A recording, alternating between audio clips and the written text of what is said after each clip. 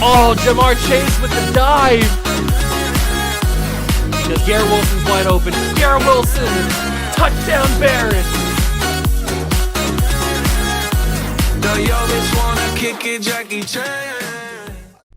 What's going on, guys? Welcome back to the video in the What a Juice channel, and welcome back to another rebuild on Madden 24. We are in the thick of things here with these rebuilds. I'm putting them out hot and heavy as I always do, and today we are going to be taking on maybe the most daunting challenge that's ever been attempted in a Madden rebuild video. Plenty of people have attempted it, plenty of people have succeeded in it. Will I be the next in line of succession of this challenge? We'll find out. Today's video, we are going to be attempting to take a team from 0-17 to 17-0.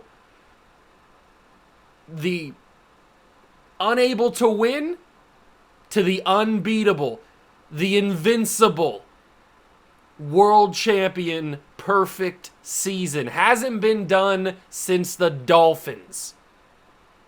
They didn't go 0-17 the year prior, but a perfect team hasn't been accomplished since the Dolphins. The Patriots got ever so close, and it breaks my heart every time I think about it, but they couldn't do it either. Will I be the next in line to get it accomplished? We will find out. Hit that like button, subscribe to the channel, join the Juice Club. If you have any other suggestions for other rebuild challenges, video suggestions, whatever, leave them down below in the comments of any of these videos, and we will take them into consideration. But without further ado, you want to see me get this done, let's try to take a team, more importantly, the Cleveland Browns, from 0-17 to 17-0. I've chosen the Cleveland Browns because there's only been, what, 2 teams in recent modern history that have gone winless in a season. The 2008 Detroit Lions, I'm pretty sure, and the was it 16 Browns or was it 15 Browns? Whatever team Deshaun Kaiser was quarterback of, they went winless as well. But nobody has ever gone 0-17. They went 0-16. We're going to do it today. And you may be wondering, Juice, the Browns are really, really good. How are they going to go winless? You've got Myles Garrett, you've got Deshaun Watson, Nick Chubb, all these guys, Denzel Ward. We're going to be trading all of them for future picks.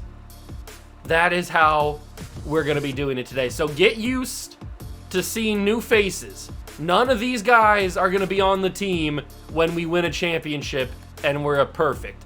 Because I'm also going to implement a rule to where throughout the rebuild, I can't re-sign any of these guys. Like if Myles Garrett is in free agency, unfortunately, I'm going to have to pass up on him. If Nick Chubb's in free agency, I'm going to have to pass up on him. We can't make trades for them once they're off the team. These guys are 100% off limits. The only way they'll get on the team is if I forget they were on the team originally. That is the only way. Some of these guys I could forget about, like Maurice Hurst or Taki or some of these backups. They might find their way on the team at some point during these seasons of however long it takes to get to 17-0.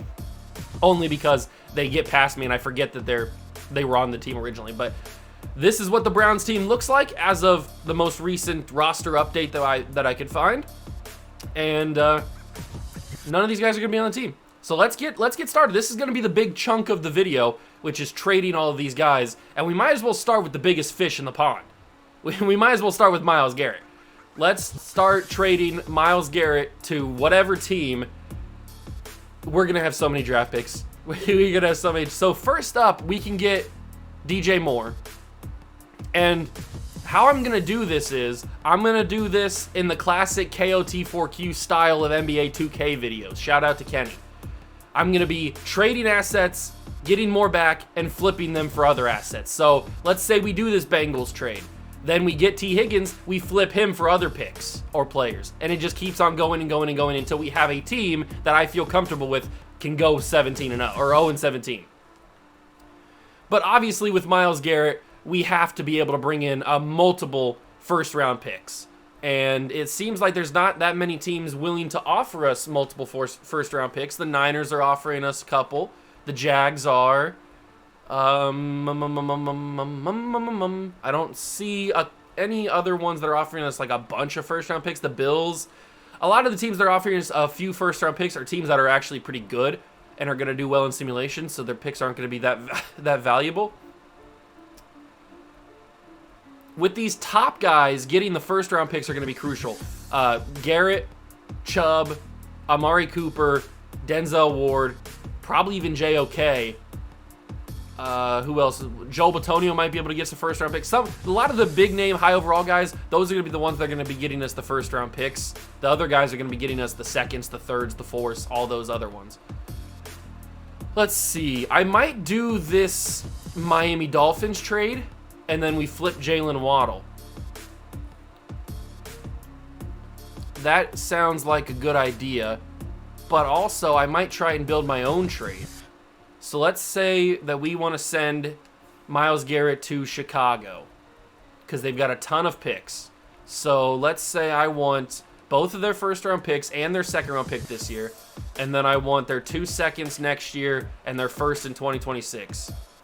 All of that for Myles Garrett. That's 3 first round picks and 3 second round picks for Myles Garrett. I probably honestly could maybe even get 4 first round picks, but we're going to try just this. That's a lot of assets, especially for Chicago, for Myles Garrett. Now, if we add Myles Garrett to the Bears, they'll probably be a little bit better, so their picks aren't going to be as great.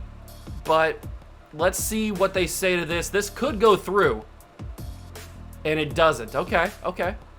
So that is something interesting. Now, with something like this, we're going to have to throw in people that aren't necessarily super valuable, but still can bump up the trade. Like Dalvin Tomlinson, he's not going to get us a first round pick, but throwing him into a trade with Myles Garrett certainly could move this one forward. And that puts it into the orange, or yellow, I guess. And the Browns don't even have their first round pick this year because we gave it to the Texans. But if I throw in a third round pick in 2026, trust me, we're not going to be struggling for picks at any time. We're going to be fine. Round 2, okay, that moves up a little bit, but I don't really want to go too crazy here. Look at that. Look at how accurate this is. We already have Joe Flacco on the team. That's pretty crazy. Let's see. Who else can I throw in this deal that's going to move it forward? Zadarius Smith, I don't know how much value he's going to have. He might help it out. I'll take out that second round pick just in case. Maybe that second round pick would help it out a little bit. This is a lot of asking for the Bears, so I'm not surprised that it's taking this much. And that is getting close. How about we throw in a third rounder from 2025? No. Okay, am I going to have to give up 2 seconds? I'm getting back 2 seconds in 2025, so I'll give back my second in 2025. Although, I don't really want to give up my own picks because I feel like 2025 we're still going to be bad. And I want to keep that second because that second's probably going to be pretty high in the draft. I'll give up a third this year. I know the third's going to be pretty high in the draft as well. That doesn't do much. It might take that other second. I don't really want to give up my own picks because I still want to be pretty bad. But we can't trade another players. We have to trade another draft pick. What about if I give up that third as well? Trade offer accepted. So Myles Garrett, Dalvin Tomlinson, and Zadarius Smith plus 2 seconds and a third get us 3 first-round picks from the Chicago Bears and 3 second-round picks.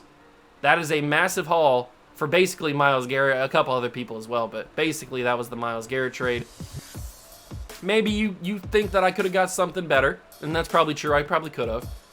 But now we have 2 first-round picks, 2 second-round picks, and then 2 more second-round picks in 2025. Now, of course, we don't have our own second-round pick now in 2025, but that's okay. Next up will be the Nick Chubb trade. What can Nick Chubb get us? He can get us some pretty good players. Let's see. Let's just see. We can still get Jalen Waddle. I'm surprised that Nick Chubb can't get us like multiple first-round picks. That's kind of crazy, actually. We can get a few first-round picks with some players, but it's kind of crazy that we can't get like an actual multiple first-round picks. I'm interested in this Packers deal. We get a 2025 first and a 2026 second, plus Quay Walker, who we can flip in another deal. Or maybe Calvin Ridley probably would be a little bit better because he's probably more valuable than Quay Walker at this point, only because he's a higher overall. And we get a third instead of a second, though. What do we value more?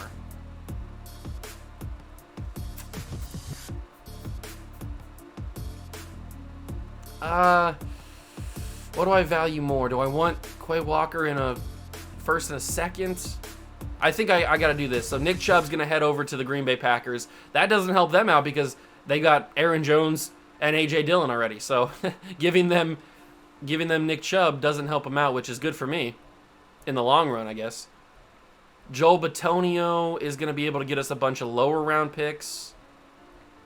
Ooh, Kyle Pitts is probably going to be pretty valuable to flip. Flip? I think I might do that. I can get a bunch of seconds, but I can probably get seconds for Kyle Pitts. I'm going to do this trade with the Falcons. We're going to send Joel Bitonio over there. We get Kyle Pitts, and then we'll trade Kyle Pitts for maybe a first-round pick. Who knows? Amari Cooper. You know what? I'm actually going to pair Amari Cooper with somebody else. We're going to pair Amari Cooper with Dustin Hopkins. Is that going to boost up the value at all? We got to throw Dustin Hopkins in a trade at some point because he's not going to get any trade offers by himself. So we might as well throw him into a trade with somebody. And we could get Calvin Ridley a bunch of different times, which makes me think that Calvin Ridley's not going to be super valuable if we trade for him, to then go ahead and flip him around. I might do this Tampa trade. We're getting a bunch of stuff in 2025.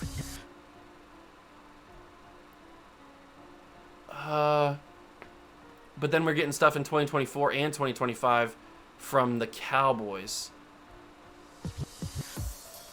What was the Tampa trade again? A second, a 4, a 5, and a 7 and 4 with Ryan Jensen. I'm going to do this one. We're sending... Oh, we can do that. Okay. Tampa can't take on that deal, but Cowboys can do their trade. So we'll do the Cowboy trade. They couldn't handle Mark Cooper's contract. Now it's time for the Denzel Ward trade, and I think I'll throw... Who else is going to get, like, crazy value? Probably a guy like Jack Conklin, honestly, wouldn't get crazy value. So if we pair these two guys together, can we bring in a bunch of picks? We can bring in thirds. I can get Trayvon Diggs. He probably has okay value. We gotta also remember not to take like a bunch of trades from the same teams over and over again, because I don't want to ruin everybody else's trades or everybody else's drafts. Ooh, the Steelers one's very enticing. There was another one earlier on that I noticed was pretty good. It was the Giants. Yeah, we're getting Darren Waller, but we're also getting a second, a third, and a 4. And I don't think I've traded with the Giants yet, so we're going to do that trade. We're freeing up so much cap room, and look at the pick equity that we have. Now, we're not coming up with first-round picks right now, but we are bringing in a bunch of draft picks. These are going to be super helpful in the future. We need to come away with a few more first-round picks.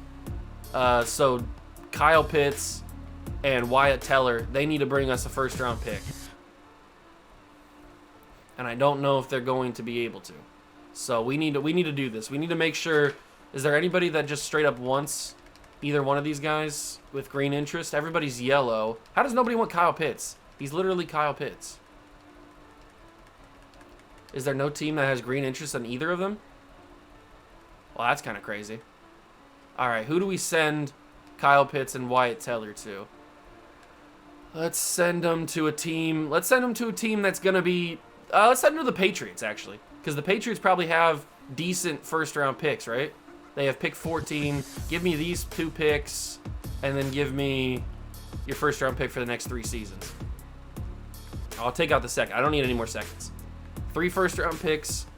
Please, New England... Give me. I'll also give you... You don't need another tight end, do you? I can give you Darren Waller. That doesn't really help, does it? Okay. I can give you Rodney McLeod. How's that? Doesn't really help. Okay. All right. Well, I have a bunch of second-round picks now, so I can give you one of them. If it means flipping for a first. Or I can give you a first-round pick in 2026... and then take away that second-round pick. I bet you'll value that. You'll still get a first-round pick back. I don't know whose it is, but you'll get it. You'll get one back. I'll give you a... you know what? I'm feeling generous. I'll also give you a second-round pick as well. For 3 first-rounders... Wait, what did that say? That said something. The offers are just going to cut away. Oh, they're just right at the edge. They're edging right now. So I'll give you one of my many 7th round picks that I have. And they say no to that. What about if I get rid of Rodney McLeod? And I give you another 7th, because I feel like Rodney McLeod was messing it up. Maybe he wasn't. Maybe it was somebody else. The offer isn't just going to cut. Okay, whatever, dog. Whatever. I can give you a 6th round pick. No, I don't want to take Kyle Pitts out. I can give you a 6th rounder, and I can bring back in Kyle Pitts because I didn't mean to take him out in the first place. How's that, dog? How's that? We don't feel like we can afford to move a player at position right now. I don't know what this means. I don't know what it means. I honestly don't know what it means. What does that even mean? What do I have to get rid of or add? I don't... Does that mean I can't trade both of these guys at the same time? Is that what it is? That might be what it is, maybe. I don't know. I have no idea.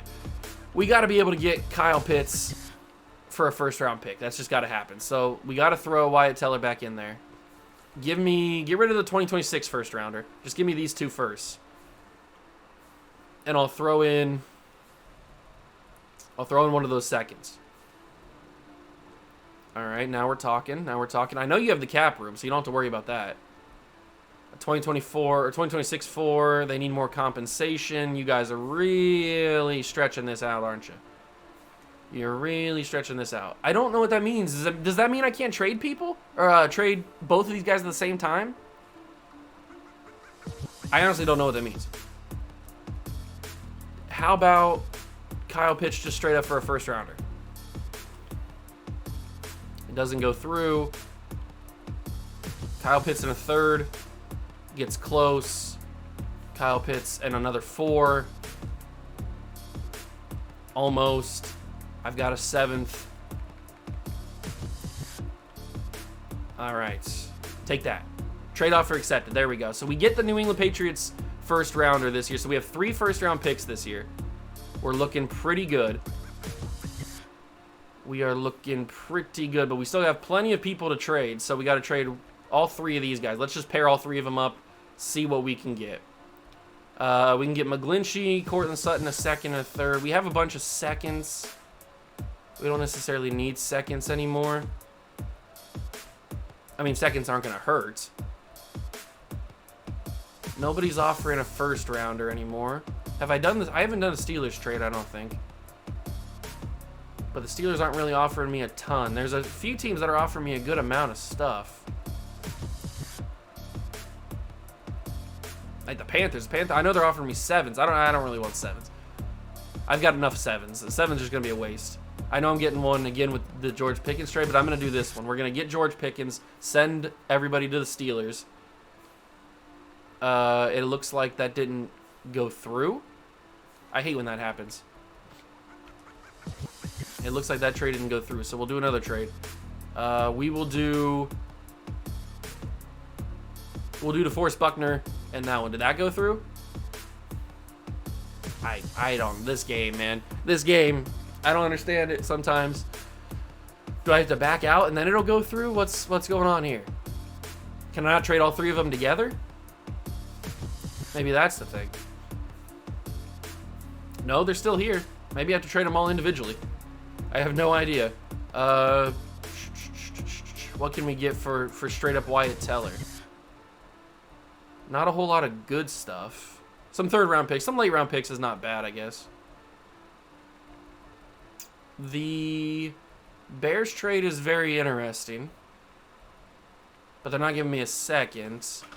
If I'm going to trade Wyatt Teller, it's probably going to be for a 2nd. So I've got to find a team that I like that's going to give me a 2nd. I'm going to probably stay away from the Giants. The Saints are giving me a 2nd in 2026, so I'll take that. So Wyatt Teller gets traded.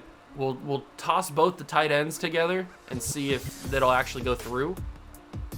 I'll trade with Buffalo. Is that going to go through? Okay, that didn't go through. I guess the tight ends are just like not tradable. I have no idea. What if we pair Kareem Hunt and Greg Newsome together? Kyler Gordon a 3rd. What else? It looks like just 3s are the highest we can get. Nobody's offering a second. That's okay. I'll get Kyler Gordon in a 3rd in 2026. That's fine. If it actually went through. It didn't go through again? Okay, that might be the end of what we can trade. Although I'll see if I can toss up Deshaun Watson. Can I get something for Deshaun? Can I trade with the Bears? Is this going to go through? It might have gone through. Do we have Deshaun anymore? No, we don't have Deshaun anymore. Perfect. So that one went through. I don't know why some of the trades aren't going through. But we've traded a lot of people. We've gotten a lot of draft picks back. There's still a bunch of starters that I need to get rid of, but for some reason they're just not getting traded. They're not going through. I have no idea how to get them to get traded. Do they have to go one by one individually? They might have to go one by one individually. So Kareem Hunt can get us a few picks. I'll send him to the Rams. Did that work? Okay, maybe they just have to go individually. I don't know why I can't multiply them or double them up or anything like that. But I guess they just got to get out of here individually. Let's see. What else can we get? David Njoku really doesn't have that much value. That's kind of disrespectful. Kind of disrespectful. Greg Newsome's gone next. Give me draft picks. Don't give me players. Send Greg Newsome to the Chiefs. BJ Hill. Who's up? Can't trade with the Bengals. We've taken too much of that stuff. We're getting a bunch of 7s. There's a 5 from the Patriots. I know we've already traded with the Patriots, but it was only a 5. It's not going to hurt that much. John Johnson. The Bengals.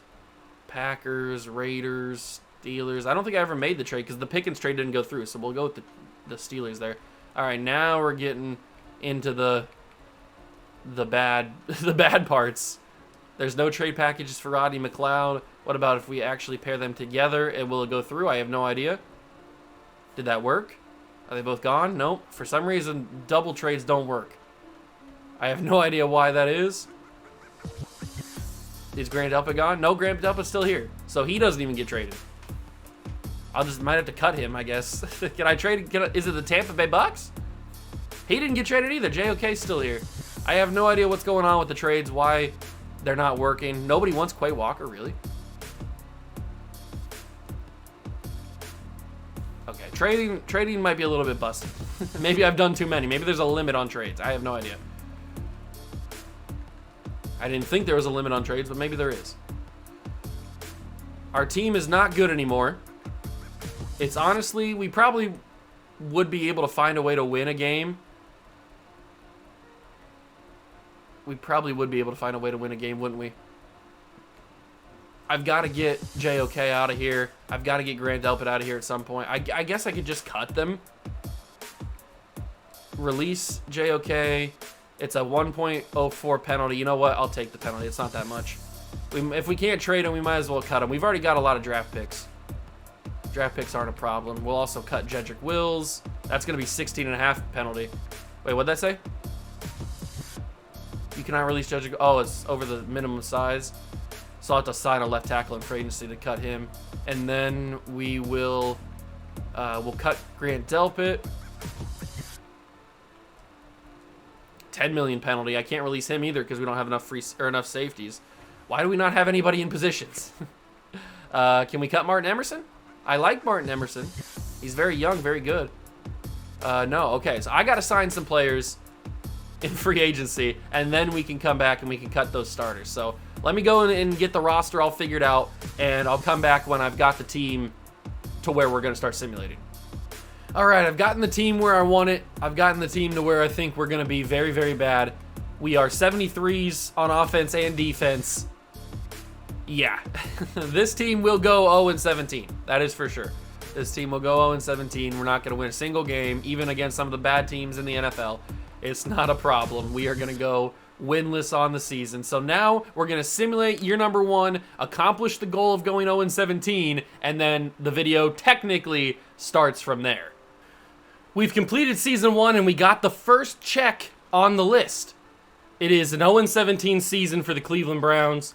I apologize, Browns fan. You know what? I don't apologize. I don't care. I don't care that you're upset, Browns fans. They went 0-17. Let's take a look at why we went 0-17. It's because we got a lot of bad players. Joe Flacco was our starting quarterback. Yikes. Anytime in recent memory you say Joe Flacco is your starting quarterback, you're not going to be winning many games. James Robinson actually didn't play bad, but we don't have a good offensive line around him. Martavis Bryant is the leading receiver, and he just came back in the league. Yikes.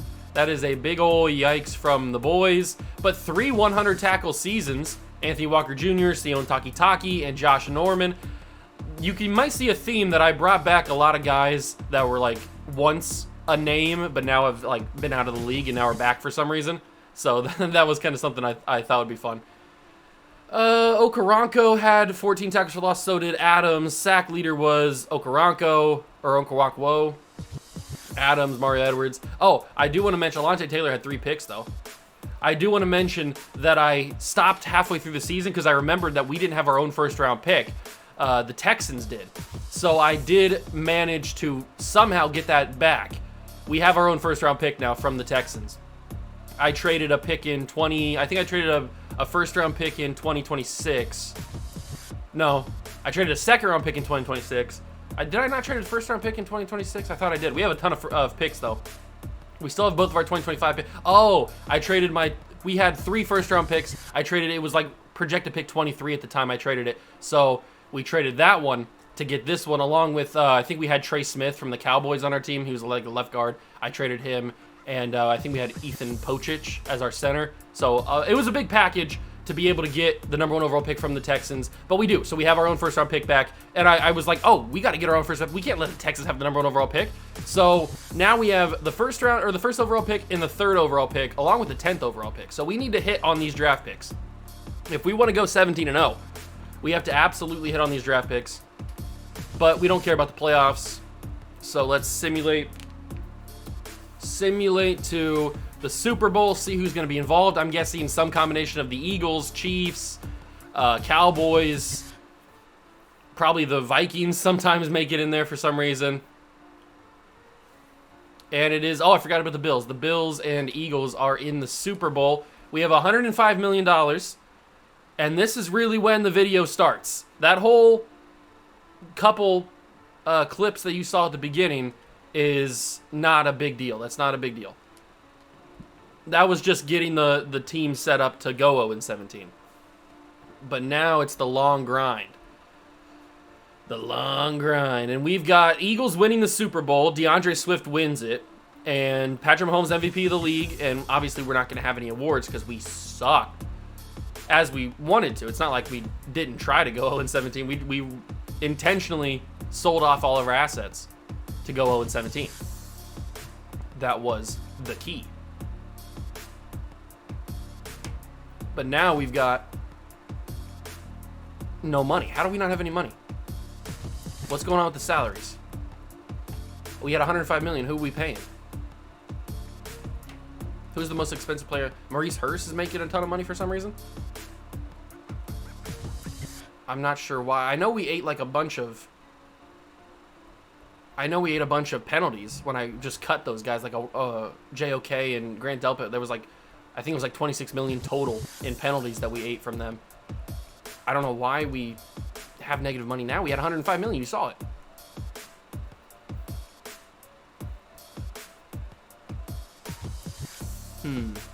I don't know, but we don't have any money. So this could be long. This could be a lot harder than I thought. Although there's not really anybody here in free agency that I want to spend on any money anyway. So it's probably a good thing. It's probably a good thing that we don't have any money. Now we'll go to the draft. We'll focus on it. And we'll go from there. I don't know what we're going to need because we need everything. So it's not like we can be specific on what we need. We need every single position. That's the only problem. I did scout a couple receivers and a quarterback.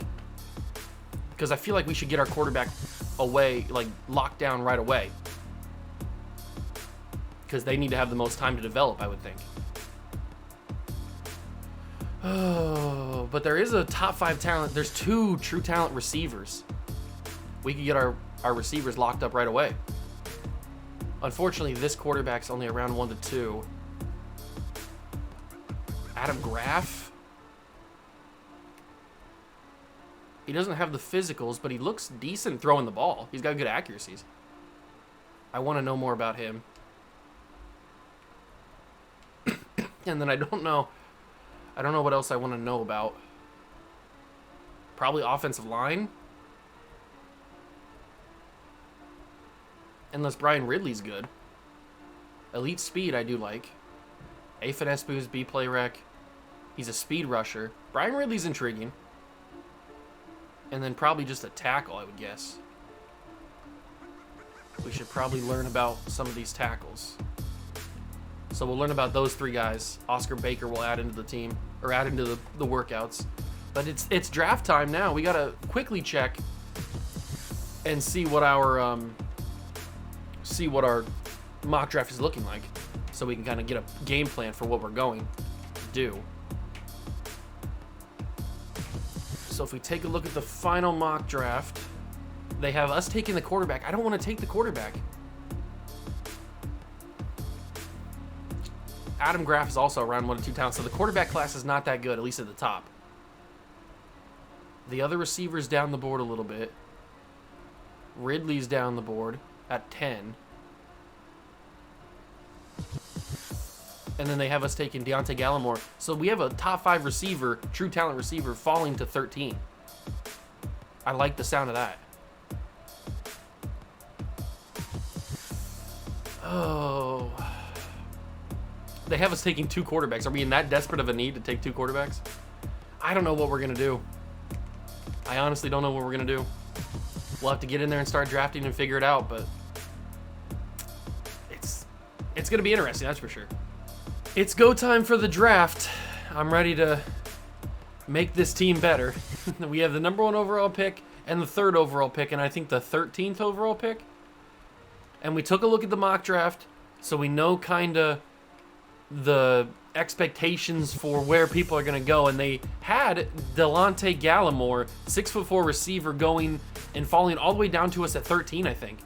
And no, he's not as good of an athlete as Paul McCoy is. Paul McCoy is a better athlete physically, but they're both very good receivers. We could end up taking both of them. That's a possibility. The quarterbacks we were talking about in the final mock draft, they had us taking both of these quarterbacks with our first 2 picks. That's not going to happen. And the more that I think about it, I just don't see either one of these guys being a difference maker. Now, they might have a development trait. One of them might. Probably, I would say Adam Graff would be more likely to have the development trait out of the either of the 2, just because he's got the better of the accuracies. But I don't like really either of them. And there's probably, I think we might bet on the fact that there's going to be a better quarterback later on in a different draft. So I'm pretty sure that we're just going to have to ride it out with another season of bad quarterback play and just go best player available with the number 1 overall pick. But also, this number 1 overall pick is probably pretty valuable. There's a good chance we trade this out and we use the 3rd round, or the 3rd overall pick. I mean, look at this. We're getting 1st round picks like crazy. Everybody wants to jump up to get, I'm assuming, the receiver. I'm assuming they want the receiver. And there's a ton of teams that want it. And this one from Miami doesn't look too bad. We'd only be moving back to pick 11. That's not that far back. Although, we could go back to the Raiders at pick 7, but we don't get a 3rd first-round pick. The Ravens are only giving us 2 first-round picks. Tampa's only giving us 2 first-round picks. The Dolphins are the only ones that are giving me a deal that I actually enjoy, because we're getting 3 picks in this year's draft, with the first, the second, and the third. And then we're getting 2 first-round picks in one first-round pick in 2025 and 1 pick in 26. And it's a pick 11, so we would have pick 3 where we could take somebody. Or, basically we're either going to do this trade or we draft the receiver number 1 and then have 2 receivers on the team. I don't really want to do that. I think valuing the first-round picks are a little bit more important, so I'm going to do this trade. Miami now has the number 1 overall pick in the NFL draft. We get 3 first-round picks. Who are they going to take with it? They take Paul McCoy, the receiver. No surprise, I figured that they would. Kenny Waters goes number 2 to the Cardinals. And then we've got Delonte Gallimore, who wasn't as good of an athlete as the other receiver was, but he's also, he just looks like a good receiver, and we know for a fact that he's a true top 5 talent, so I don't know if we can truly pass up on that. The only problem is there's also some good tackles on the board that I do enjoy, but I don't think we can pass up on the fact that we have a true top 5. We know for a fact that there is a top 5 talent still on the board, and it's Delonte Gallimore, 6'4" physical freak. We're going to take him. Number 3 overall. Our first pick in the 0-17 to 17-0 rebuild is Delonte Gallimore, receiver from USC. Maybe he can be the next Drake London. 91 speed, 91 agility. Nope, 91 acceleration, 86 agility. 95 jumping at 6'4" is pretty good. So that's our first pick. Delonte Gallimore. Now we don't pick again until pick 11. Oscar Baker goes to the Jets. David Triplett heads to Washington. Alex McLean to Tampa. Kenny Miller to the Raiders. Titans get Corey Flowers. Zeke Nash goes to the Ravens. And our rivals, the Pittsburgh Steelers, take Brian Ridley. I did scout Brian Ridley. He looked like an okay player. I feel like there was better players on the board, or maybe better players in future drafts than him. But he did look fairly decent. This one, at pick 11, there's a 6'5" guard. Julian Krieg? I think it would be Krieg, right? I'm pretty sure that's how you pronounce it. He doesn't look horrible. He's an average athlete, but is he top 10 or is he top 15 material? There's also this vertical threat tight end who's 6'5" out of Alabama who looks really good as an athlete. Josh Mann might be my tight end of the future. Maybe he's the tight end for the franchise. Who knows? I think I want to take this guard. I think I want to take a risk and grab Julian Krieg. I think he's going to be good. We're going to draft him at pick 11. He is hidden development. That's crucial. Absolutely crucial for an offensive lineman. You have to get hidden development offensive lineman. So that's the first piece of the offensive line puzzle. We've hit on our first 2 draft picks. They've been pretty solid. We pick again right now, but then we don't pick again until the first pick of the second round. If these 2 quarterbacks fall to like the second or third round, I would think about taking Adam Graff, but I don't want to take him in the first round. I don't think they're worth it. John Adams, the president, is he good enough with those C's on the pass blocking? Probably not. Not for a first round pick, at least not a top first round pick, maybe later in the first round. Gilbert Brown is a pretty fast free safety with A man coverage, B hit Bauer, B zone coverage. Gilbert Brown does not look bad. 6'1" hybrid safety. I mean, we need every position, but this is also where I was thinking about taking Josh Mann. Ooh. I mean, with all the picks that we've accumulated over the trades that we've made, we probably could trade up to get Gilbert Brown if we actually wanted to. But I think I'm going to take Josh Mann here. I think he's going to be good for us. He is hidden development, 6'5" tight end. So whenever we get a quarterback, whoever that may be, he's now got a pretty good weapon, 2 pretty good weapons with Delonte Gallimore as well, the 3rd overall pick. 3 draft picks so far and 3 hidden development players. Safety Brian Hatchett goes, Marion Bonner, Andrew Griggs, CJ Troutman. Do we want to... There goes the first quarterback. The Saints take David Capobianco from Florida State. Roman Austin. Do we think about trading? There goes Adam Graff. He goes to the Broncos, so he doesn't fall to the second round. I wasn't sure if he'd fall or not. Do we think about taking one of these tackles or one of these 2 players up here?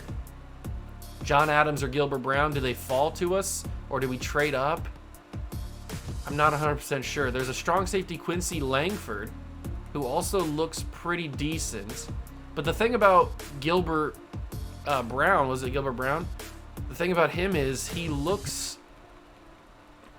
better because he's got that A-man coverage, which is pretty interesting for a free safety. I like that interesting spot. I wish his zone cover, if his zone coverage was switched to an A and his man coverage was switched to a B, I feel like he would be definitely somebody to trade up for. But I don't know. Let's keep going. See if he gets taken. If for some reason he falls to the second round, we'll take him, but I doubt he will. And he does go in the first round to the Colts. Not the biggest disappointment in the world. Oh, I was hoping I probably would have taken Dom West. I kept looking at him. He looked pretty good. I was hoping that Gilbert Brown would fall, but it's not the biggest disappointment that he didn't. There goes Quincy Langford too. And now we are on to our first pick here in the second round. John Adams is still on the board, who is a guy that I had been looking at. We also have Steve Lindell, 6'5" right tackle. We don't know what his true pass blocking ratings are, and we know that his run blocking is not the best. Okay. Logan Rogan? What a name! First off, I love his first name. But having the last name Rogan is legendary, and he's a great pass blocker. I don't think we take him with the first pick of the second round, but we might take him. What about John Adams? I know we looked at him earlier. Let me just take another peek at the president.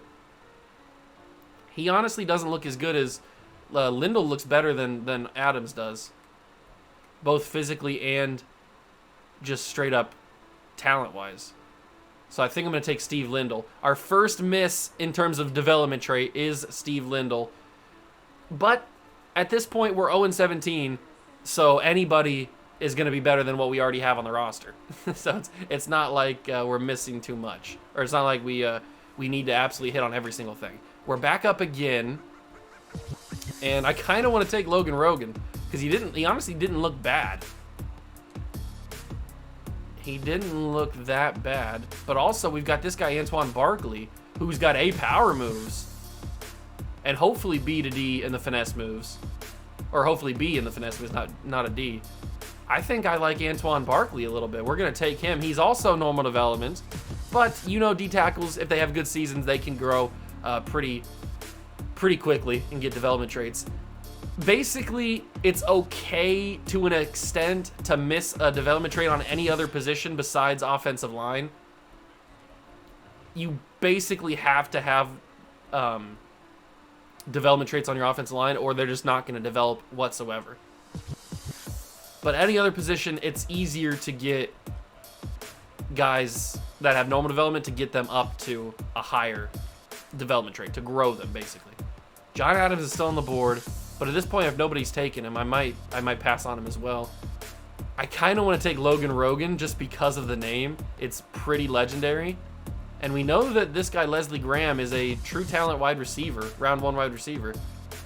He has a lot of Ds, though. He's not very athletic. Can't really make anybody miss or anything. But then who's this? Austin Campbell, 6-foot man corner from The Ohio State University, ran a 4.4. Has A man coverage, B zone coverage. Welcome to the Cleveland Browns. I don't care if you got a normal development. 94 speed, 93 excel with A man coverage. Austin Campbell at corner. I think we just found our corner number one. And he's 6 foot. I think we just found our number one corner for season 2. Or maybe even for this entire... no, that's probably not true. We'll probably find some corners that are better in later drafts. There's Leslie Graham still on the board. F zone coverage. I know you're a power rusher, but I still want to probably stay away from you. What else do we need? Everything, basically. Jadarius Kramer. I don't like the marginal speed, but I do like the A block shed, A hit power. He might just be a tank. He might just straight up be a tank. We'll think about him. Jadarius Kramer's a possibility. Then we've got this guy, Tremaine Good, a running back. But with the F spin move, he's probably not going to be a high overall. He could end up working out. You never know, but I don't think I want to take that this early in the draft. We're still in the second round. And I don't want to get too far down the board. I didn't really give this guy a shot. 6'6" as a power rusher is kind of crazy. He's got B power moves. He doesn't look that good. He doesn't look that good at all.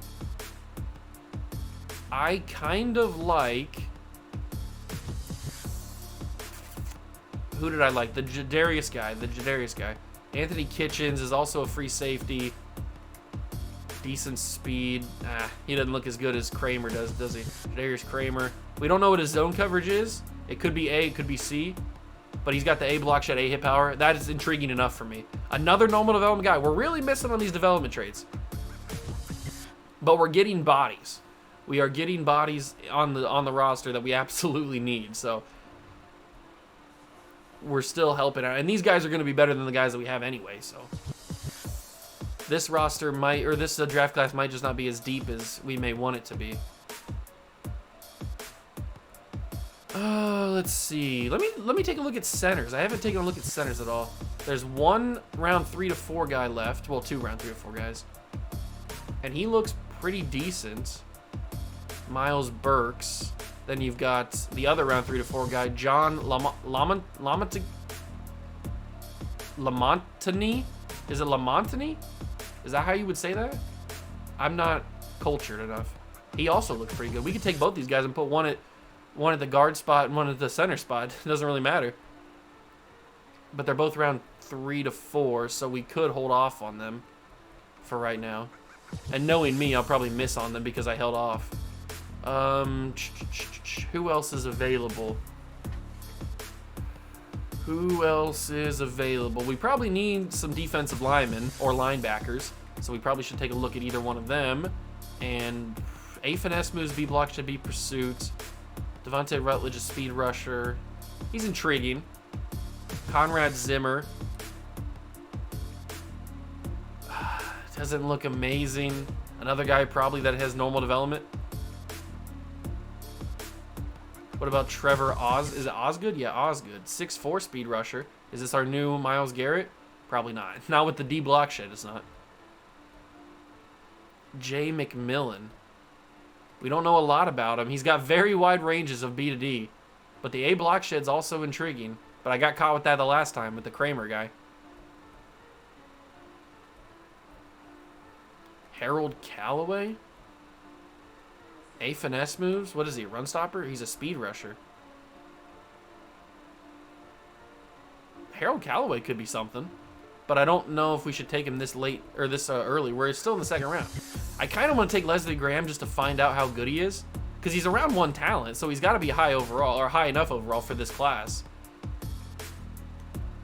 I'm going to take Leslie Graham. He is a development. He has a hidden development trait. 6'2". We can pair him alongside Delonte Gallimore. We're really building a good team without the quarterback. We just don't have the quarterback to pair alongside everybody. All right, how are the offensive linemen looking? Because we were waiting on it. So both the centers are still on the board. And I think now is the time to take one of those centers. Let's take Miles Burks.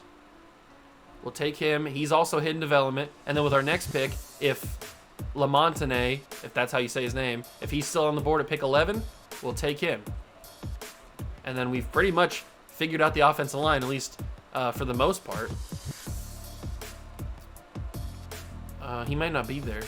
Or is he? He is still here. Okay. We'll see if he's as good as the other dude, if he's as good as Burks. He's also development. And we can move one of them, whichever one is more inclined to fit the guard spot. We can move them to guard. And we'll have our offensive line pretty much figured out. Who else is on the board? A few tight ends, but at this point we don't really need a tight end. Daquan Kirkland. He's a pass coverage, pretty good athlete. Pass coverage archetype with B-man coverage. I like his athletics.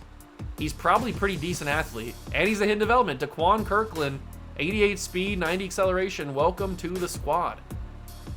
We are really building a team full of rookies. I didn't know this was the draft-only rebuild at this point. That's what this team's starting to feel like. But now we don't pick again until late in the 4th round, so a lot of guys are going to be gone. But I feel like we've gotten a lot of players to help this team. A lot of players. There's not really any other corners that I want to take, except for maybe you, George Bond. We know he has B zone cover or B man coverage, C zone coverage. He can't play rec at all. He's probably really bad, but at this point we need corners. We do need corners. We don't have a lot of them. Do we try to risk it on JT Tolbert? Probably not. He has a little bit higher of a play rec, but we don't know what his man. We know for a fact the man in zone coverage on that other guy is a B and a C. I'm gonna take George Bond. I figured he would be bad, or at least normal development, but he's got 91 speed, 95 excel. He's pretty fast. He is pretty darn fast, and I think I'm just gonna let the CPU handle the rest of the rounds. I know we have a bunch of 7th round picks. I'm not really inclined to spend my time wasting on that. We did miss on a few players in terms I say. We didn't get everybody having development traits, but that's never gonna happen. You're never gonna, with that many picks that we had, you're never gonna get that many draft picks, that many development traits. So Gallimore ends up being a 78 overall. Craig is a 72. Josh Mann's a 74. Lindell's a 73. So is Barkley. Austin Campbell ends up being a 78. So he was probably one of the top 5 true talents as well. Kramer's a 69. Nice. 60 for Leslie Graham. We got him in the 2nd round. Everybody kept passing on him. Miles Burke's a 73. So is Lamontagne. I'm going to mess that up so many times. Kirkland is a 72. Bond is a 71. James Bond. They took Corbin LeClaire. That's hilarious. He sucks. Alani Tyson, a running back with 93 speed, 89. He's not that great, but he's a 70 overall. Norton, another wide receiver, to 71, and then just a bunch of random guys. But how good was this class if 78's like top 5? So there was a receiver, Paul McCoy, who went number 1. That's the guy we traded out of. He was an 81. But there was going to be wide receivers in later draft classes. Then there's a running back, Mac Hodges, in the 4th round, who was a 79 overall. I guess we missed on him. Whoops. But then we got 2 of the next highest. So we drafted the 3rd highest rated player in the class. Both of these guys were the 3rd highest rated players in the class. Tied for it, at least. So I'll take that. A wide receiver in a corner. But we did pass up on Paul McCoy. That is something that we did. We had the 1st overall pick and passed on him. A little bit disappointing, but what are you going to do? We needed... I valued the extra 1st round picks more than a wide receiver. He might end up being a stud. And I kind of, now that I know he's on the Dolphins, now that I know he's an 81 overall, I kind of want to just see if he has a high development trait. Because if he does, that's going to hurt my heart a little bit. Somehow they got Odell Beckham Jr. over here now. Please don't have anything higher than star. Because if he does, I'm going to be a little sad. Okay. Whew. That makes me happy. That actually does make me happy. Yes, he's an 81. He can probably develop fairly quickly. But he doesn't have an X factor. He doesn't have a superstar. He's just star. He's just normal. And look at the new look Browns team headed into year number 2. And you know what? We're going to start DTR. Dorian Thompson-Robinson is going to be our starter for year number 2. We've got the new rookies for him to throw the ball to. We've got Josh Mann is the tight end. We're going to change oh my God, why did I draft him? I can't even say his freaking name. Lamontanu. I hate myself. We're going to turn him to a right guard. That was always the plan. So he'll start at right guard. Lindell will start at right tackle. DeJuan Jones will start at left tackle. Love to see it.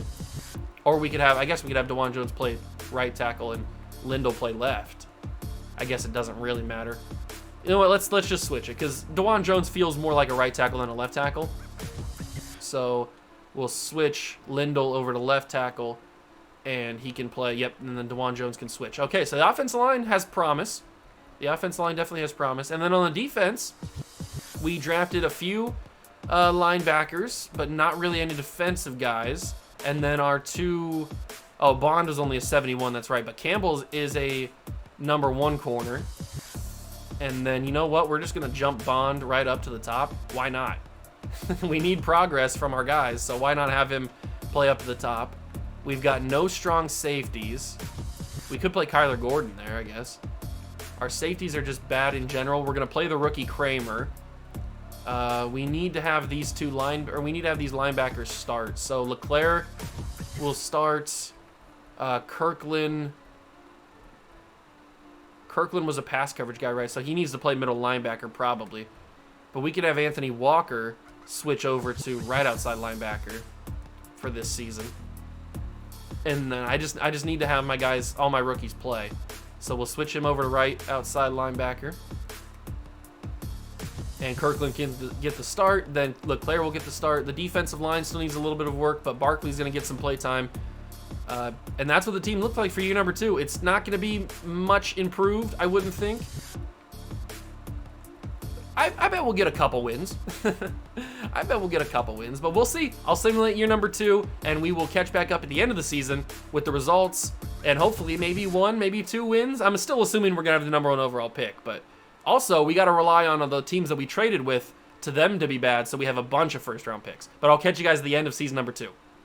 We've wrapped up season 2, and we've managed to win a game. The progress is showing. The journey is upon us. We are ready to go. We are on the road to 17-0. We went 1-16 in season 2 with, I'm assuming, DTR as quarterback. It looks like he played most of the time, and he did. And he didn't do very well. But that's to be expected. He's not that good of a quarterback, at least in Madden. He's okay in real life, I guess. Jerome Ford was the starting running back. He didn't really do much. But there's Delonte Gallimore, almost 1,000 yards and 7 touchdowns. Leslie Graham also had a really good year. You love to see the progression from them. Josh Mann in a rookie season. He didn't really get targeted a whole bunch, but had a good year when he got the ball. And then this could be Rookie of the Year defensively. Daquan Kirkland, 151 tackles, 9 for loss, a sack, and 2 picks. He's got to be in the conversation at least. Anthony Walker had 141. D'Anthony Bell had 90. Antoine Barkley had 75 tackles, 19 for loss, and 3.5 sacks. Love to see that. Maurice Hurst led the team with 20 for loss. Sack leader was Maurice Hurst with 4, 3.5 for Barkley and Okoronkwo. Kirkland had 1. A couple guys had 1 and then a half. Walker also had 3 picks. Kirkland had 2. Kirkland, man, that's 150 plus tackles, 9 for tackles for loss, 2 picks and a sack. That's got to be in the conversation for Rookie of the Year defensively. I hope at least. But again, we don't have any business in the playoffs since we won one literal game. I don't even know who we beat. I don't even know who we beat or how we beat them, but we did. But at least we're showing that progression. We are showing that progression. It is Bills Cowboys. Yikes, that's not a good. Gallimore's growing like crazy, by the way. That is not a good game for the Bills. They don't have a good history against the Cowboys in the Super Bowl. But hey, we're up out of the yellow in terms of our splits, our overall splits. We're into the green. It's low green, but we're into the green. And it is Cowboys again beating up on the Bills in the Super Bowl. You gotta feel bad for the Bills, man. They just have no luck in the Super Bowl. It says we have $151 million in cap room, but last time it said that too. And Daquan Kirkland, we got it. He won defensive. We got both Rookies of the Year. We got Delonte Gallimore and Daquan Kirkland. So my draft pick ends up being better than the Dolphins. So I guess I didn't miss out because we got both Rookies of the Year, which means automatic development trade upgrades. So whatever they had, they've just gone up even more. What did they have? Oh my God, Delonte Gallimore is now an X Factor. So he must have had Superstar, right? Offensive, unless did I just draft him as an X Factor? Did Delonte Gallimore have an X Factor? Because it doesn't say development trade upgrade. It just says offensive rookie of the year player, but it doesn't say development trade upgrade. So he must have had X Factor when I drafted him. I am a drafting god. You guys doubt me all the time, but I am a drafting god. And where's double me at? There it is. Delonte Gallimore has X Factor. So whatever quarterback we end up getting is going to be happy with Delonte Gallimore and Leslie Graham. Man has star development. Lamontany has superstar development, which is pretty rare for a offensive lineman. But that's huge because now with these two guys having star, him having superstar, that's really, really big for the offensive line. And then Kirkland had star, but he goes up to superstar because he got the what's it called? The defensive rookie of the year. So that's huge. I wish Campbell would have went up to star, but that's fine. He didn't have that great of a year. Antoine Barkley goes up to star. Bell has star development now. And you know what? I think, and so does Anthony Walker, by the way. I didn't even mention him. And I think we're just going to have Clancy play. Kai Clancy, I think, got drafted a little bit later by the CPU, but he has star development, so we're going to have him start over LeClaire. I didn't even want LeClaire on the team in the first place, but the CPU drafted him. And he's already a higher overall than LeClaire anyway, so we might as well have him start at outside linebacker. Kramer's going down with morale, but everybody's disappointed. These overalls would look a little bit better if we didn't have bad morale. But you can see the pieces, man. You can see the pieces forming. I'm excited. Now we get to go to the ever-important second off season. I'm hoping we have a little bit more money. Because if we got some money, then we can add a few pieces here and there in the free agency, and we can go ham. We can really take a jump. We don't need Tony Fields. We don't need you. We don't need... We might need D'Anthony Bell just because he has star development. We don't need any of these guys. I'm going to re-sign D'Anthony Bell. He had a pretty good season. He doesn't want to be here. I'll give him a 2-year deal. Take him till he's age 30 season. And we'll offer him $1.5 million. He says he's coming back, so that's the only guy that we will offer a contract to. And then we can save the rest of that money, go into free agency, hope there's some people on the board in the class that are going to help us. Because if we could forget about drafting tackles, if we could sign two tackles, that would be really helpful. Unfortunately, there's not a whole lot here, which there never really is. Trey Lance is at quarterback. That honestly would be better than what we have right now. But I don't want to go that route, I don't think. He is only 25. Maybe we should. Ramondre, Elijah Mitchell. I feel like drafting a running back would be more fun. Tim Patrick. No, we got to keep the receivers that we have. Tight end we're good on. Left tackle, I don't want any of these guys because they're a little bit older than I would like. Andrew Norwell, we don't need guards, we don't need a center, and we don't have a right tackle that's any good. Defensive line, nobody there that I want. Man, are they really going to not let me spend any money? Why do the rebuilds never let me spend any money? I want to spend money. I want to spend my money. But there's nobody here that I want. So, and I don't want to draft or sign any of these corners. Man, there's really nobody here, is there? That's crazy. Another bust of a free agent class. You know what? I'll throw an offer on Trey Lance. He's better than what we have in Dorian Thompson-Robinson and P.J. Walker. And maybe he can have a position battle with a quarterback that we possibly draft, because there's a lot of quarterbacks in this class. So we will target Trey Lance, and he will sign with Cleveland. So at the moment, we have a starting quarterback. I don't know if that's going to be the case when we start up Season 3, like when we start simulating. But at the moment, we have ourselves a starting quarterback, and his name is Trey Lance.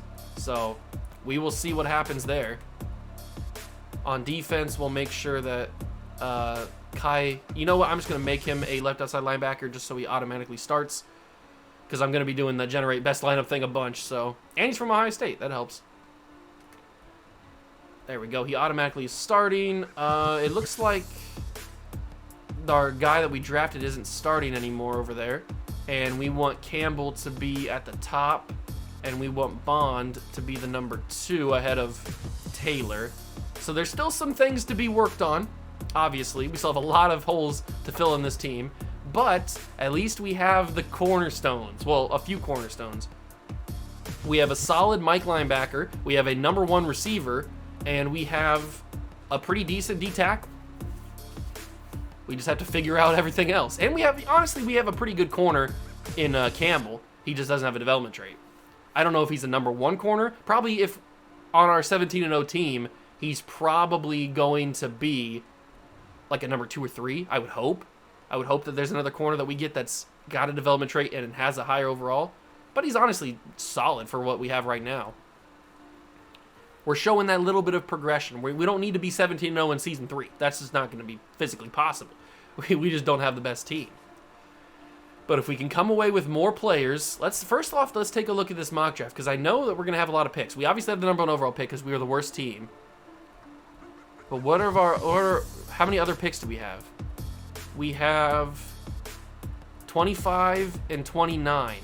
So we have 2 other picks in this draft, but they were from teams that had pretty good years this year. So that's kind of upsetting. But we come away with the #1 overall pick again for the second year in a row. So that's awesome.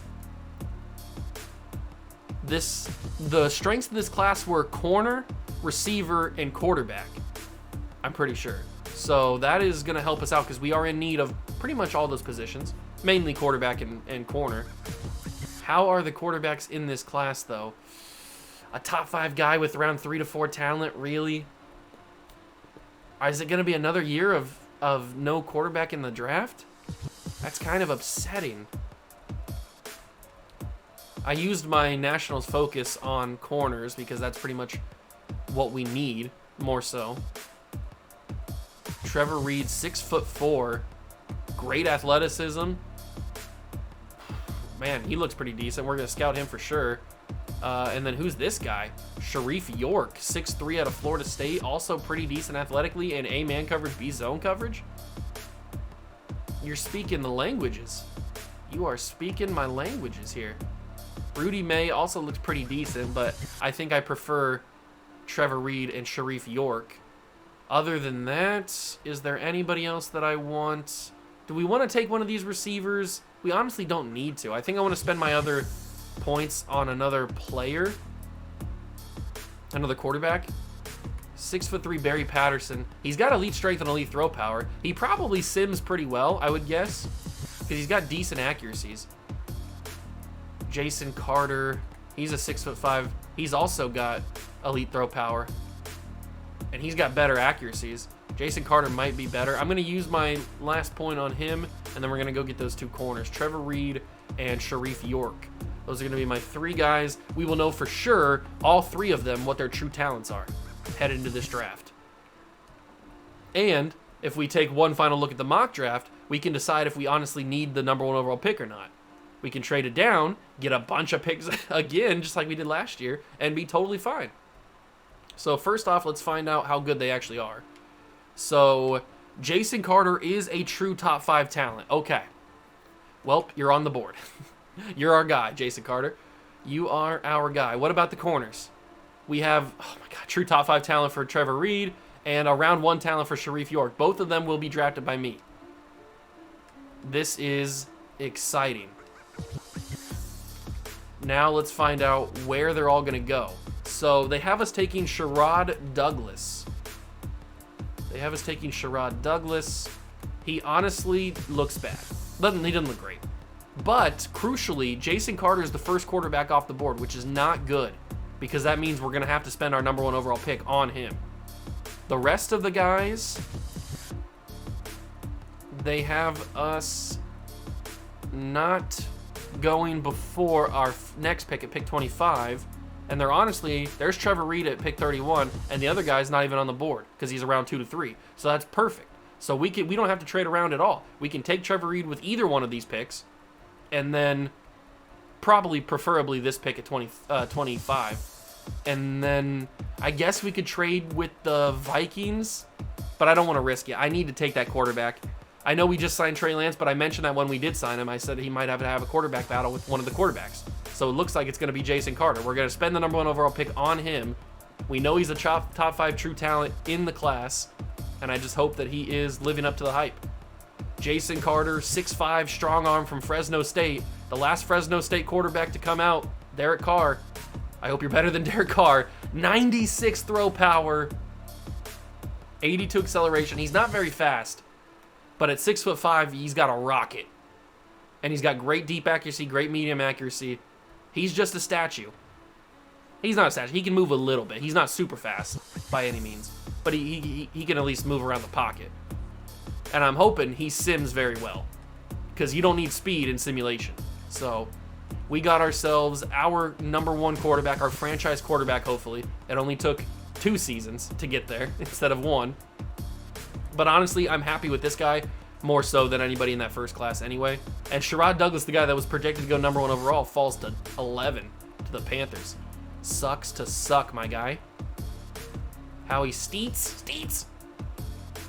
Miles Bradshaw, Cordell Randolph. We're coming up on our pick 25. Pick 20 is the Texans, then the Bears. Nick Page goes. And I accidentally clicked the board, but this is a good chance. And both, look at these 2 guys. All the other quarterbacks got taken, but those 2 guys stayed on the board. Stayed on the board. If we could walk away with 2 of the top 5 talents in the class, I'd say that's a W of a draft class. And it looks like we will, because I will take, Trevor Reed, was that his name? I will take him with this pick. We know he's a true top 5 talent. He looks pretty good, and he's also very fast, and he's 6'4". So this is what I was talking about. We have Campbell already, but on a championship team, on a 17-0 perfect team, Campbell's probably more so a 7 or a 2 or a 3. This is our number 1 corner right there. Trevor Reed looks fantastic. And now, with the next first-round pick, we don't have to take the other guy because he was around 2 to 3 corner. So we can just kind of take best player available or trade it out, honestly. Because, yeah, Sharif York is around 2 to 3, so we'll take him with one of our second-round picks. But we can honestly just take best player available or possibly trade out. Maybe there's a running back on the board. We got Kendrick Battle. He's a 5'9" elusive back.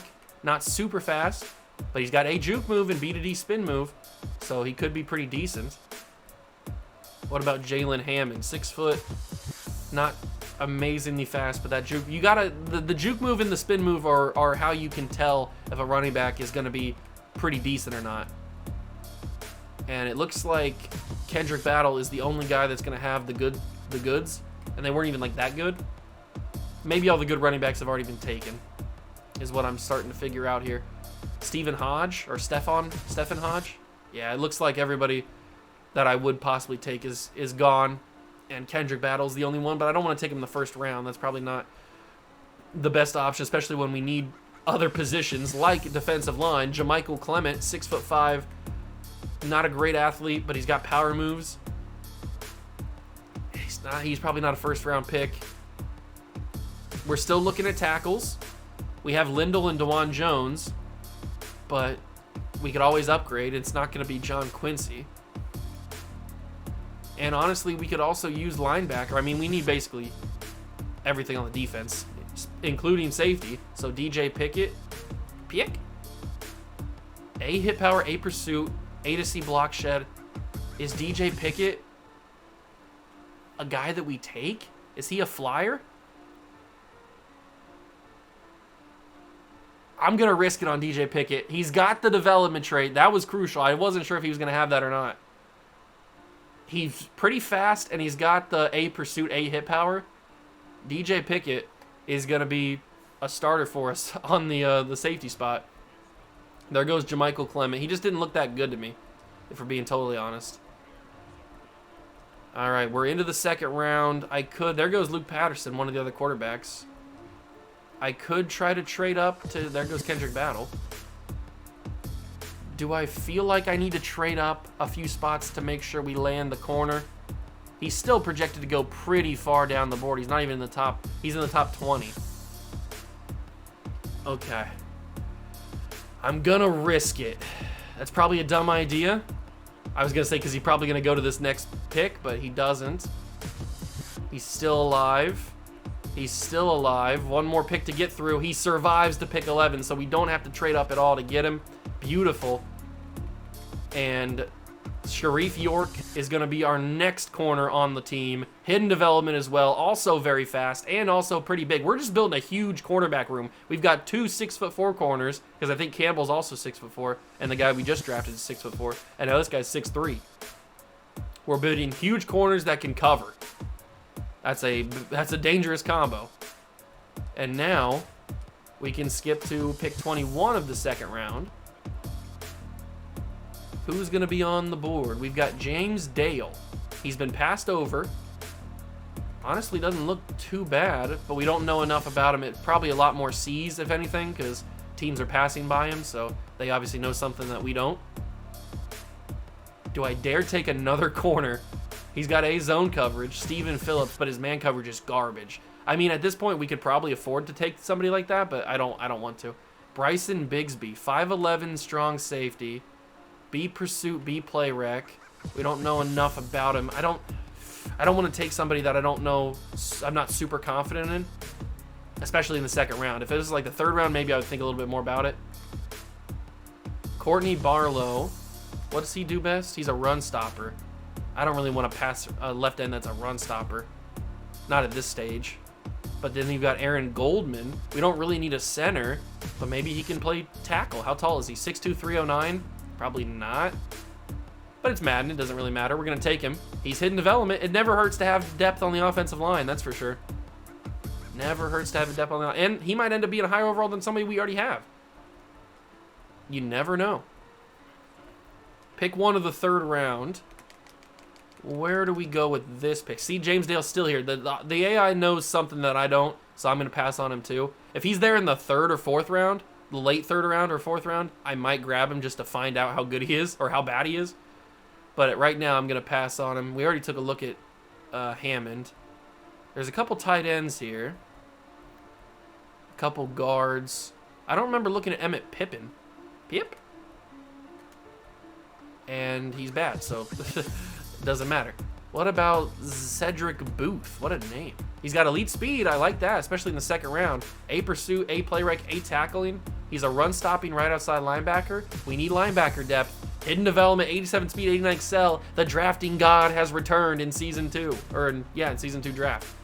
That's a big pickup in the third round.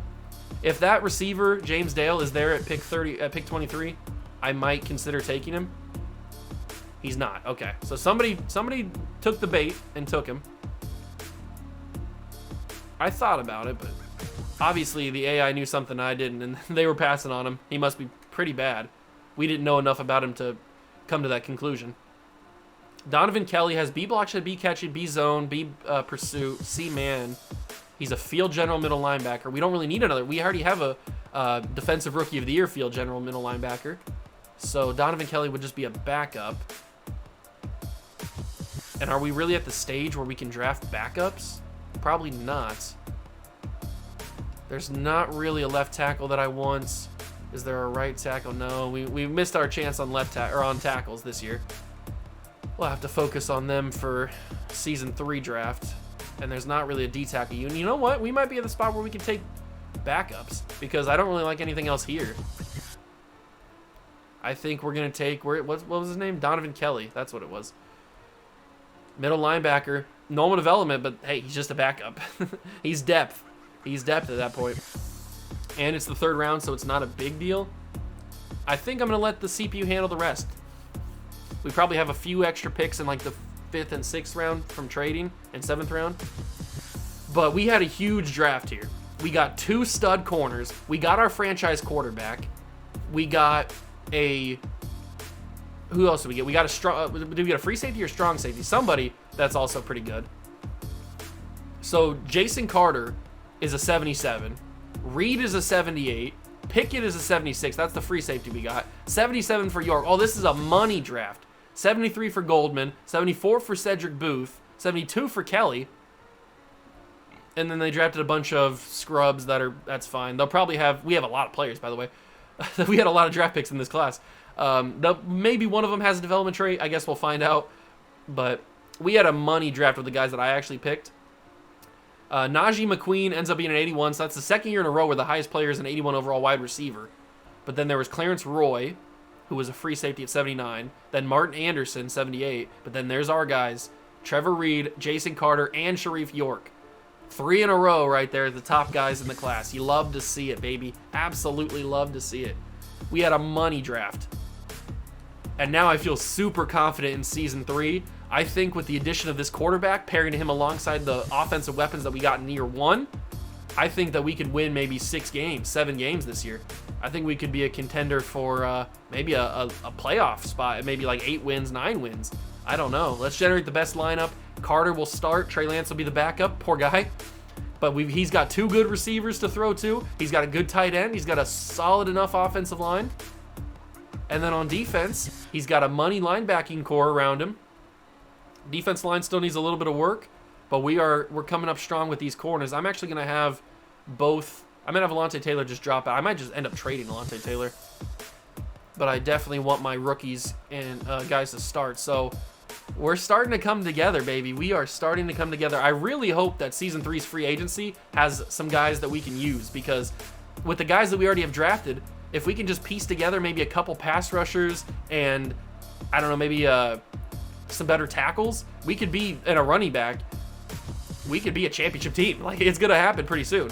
But that is going to be all of it for right now. We're going to simulate to the end of Season 3 and see if we progress even more. I mean, how can we not progress? We basically went from 0 wins to 1 win to whatever we're going to have now. I'm hoping we're in that 7 to 8 win range, but we'll see. I'll see you guys at the end of Season 3.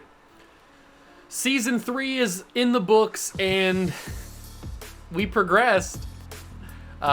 Instead of winning 1 game this year, we won 2. So it's slow. It's slow progress. What did that say with Kirkland? 10 tackles. Okay.